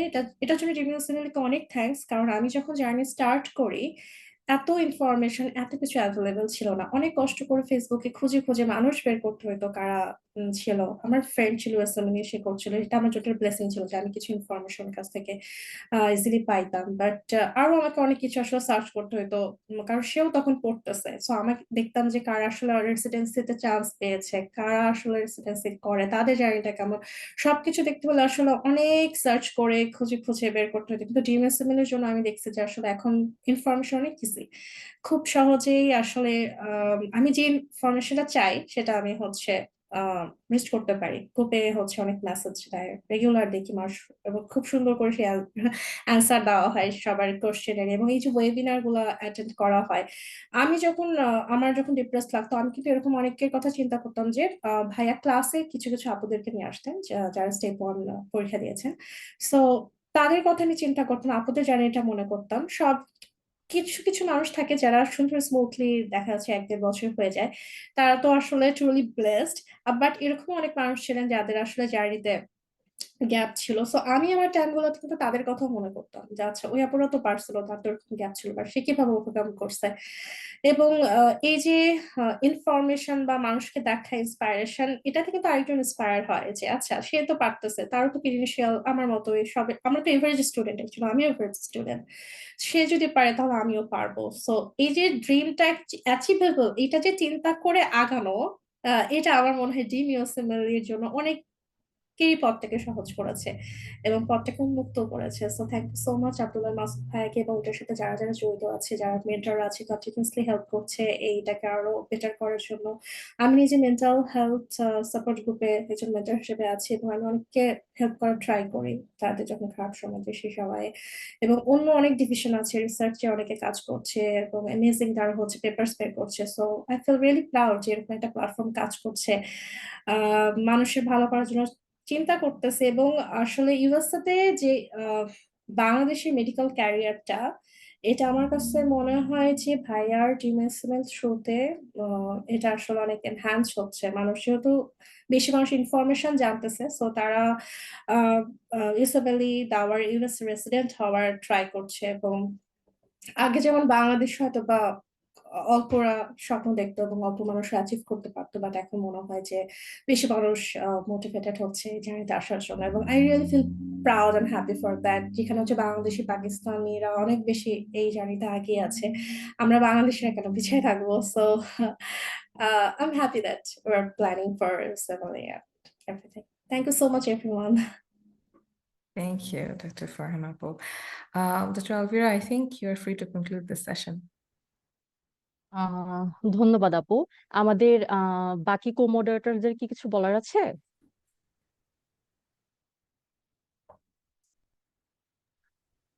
আই থিংক নেই। তো সর্বশেষ সমাপ্তি আপুকে ফেসবুকে আরেকজন অভিনন্দন জানিয়েছেন। ওনার নাম হচ্ছে ফারহানা চুই। উনি লিখেছেন যে আপু, congratulations, very inspiring journey. Thank you so much, thank you so much. ধন্যবাদ আপু। তাহলে মোটামুটি আমাদের সময় হয়ে এসেছে, সো আমি শেষ করতে চাই। Thank you so much doctor Farhana Jahan Samapti আপু for sharing your insights and experiences. I am sure all of our audience found all the information incredibly valuable. And thank you so much, Dream USMLE, and especially Dr. Abdullah Masood sir for arranging the webinar. Thank you so much to our Abdullah Masood sir. Also, যাদের কথা না বললেই না, thanks to my co-moderators, for stepping up in the live session. আপনারা না থাকলে হয়তো সেশনগুলো এতটা সুন্দর হতো না। আপনাদের স্বতঃস্ফূর্ত পার্টিসিপেশনকে অনেক বেশি আমরা অ্যাপ্রিসিয়েট করি। ইনশাল্লাহ ভবিষ্যতে আপনাদের সাথে আরো অনেক কাজ হবে ইনশাল্লাহ। And lastly, I want to thank to the viewers. ফেসবুকে যারা আমাদের কন্টিনিউয়াসলি দেখছেন, প্রশ্ন করছেন, আমাদের সাথে অ্যাটাচ থাকছেন, আপনাদের সবাইকে অনেক অনেক ধন্যবাদ। সব সময় আমাদের ড্রিম ইউএসএমএলি ফেসবুক পেজে আপনারা চোখ রাখবেন, কারণ আমাদের 19তম স্টেপ 1 ব্যাচ অলরেডি শুরু হয়ে গেছে। সো আপনারা যারা চান এখনই রেজিস্ট্রেশন করে ফেলুন, আমাদের ড্রিম ইউএসএমএলি পেজে চোখ রাখুন, এবং আমাদের আব্দুল্লাহ আল মাসুদ স্যারকে আপনারা সরাসরি টেলিগ্রাম, হোয়াটসঅ্যাপে আপনারা ডাইরেক্টলি যোগাযোগ এবং কন্ট্যাক্ট করতে পারেন স্যারের সাথে। সো যে কোনো প্রয়োজনে অবশ্যই আমাদের সাথে থাকবেন, আমাদের থেকে প্রশ্ন করবেন। So have a good day and see you next time ইনশাল্লাহ। আসসালামু আলাইকুম, আল্লাহ হাফেজ।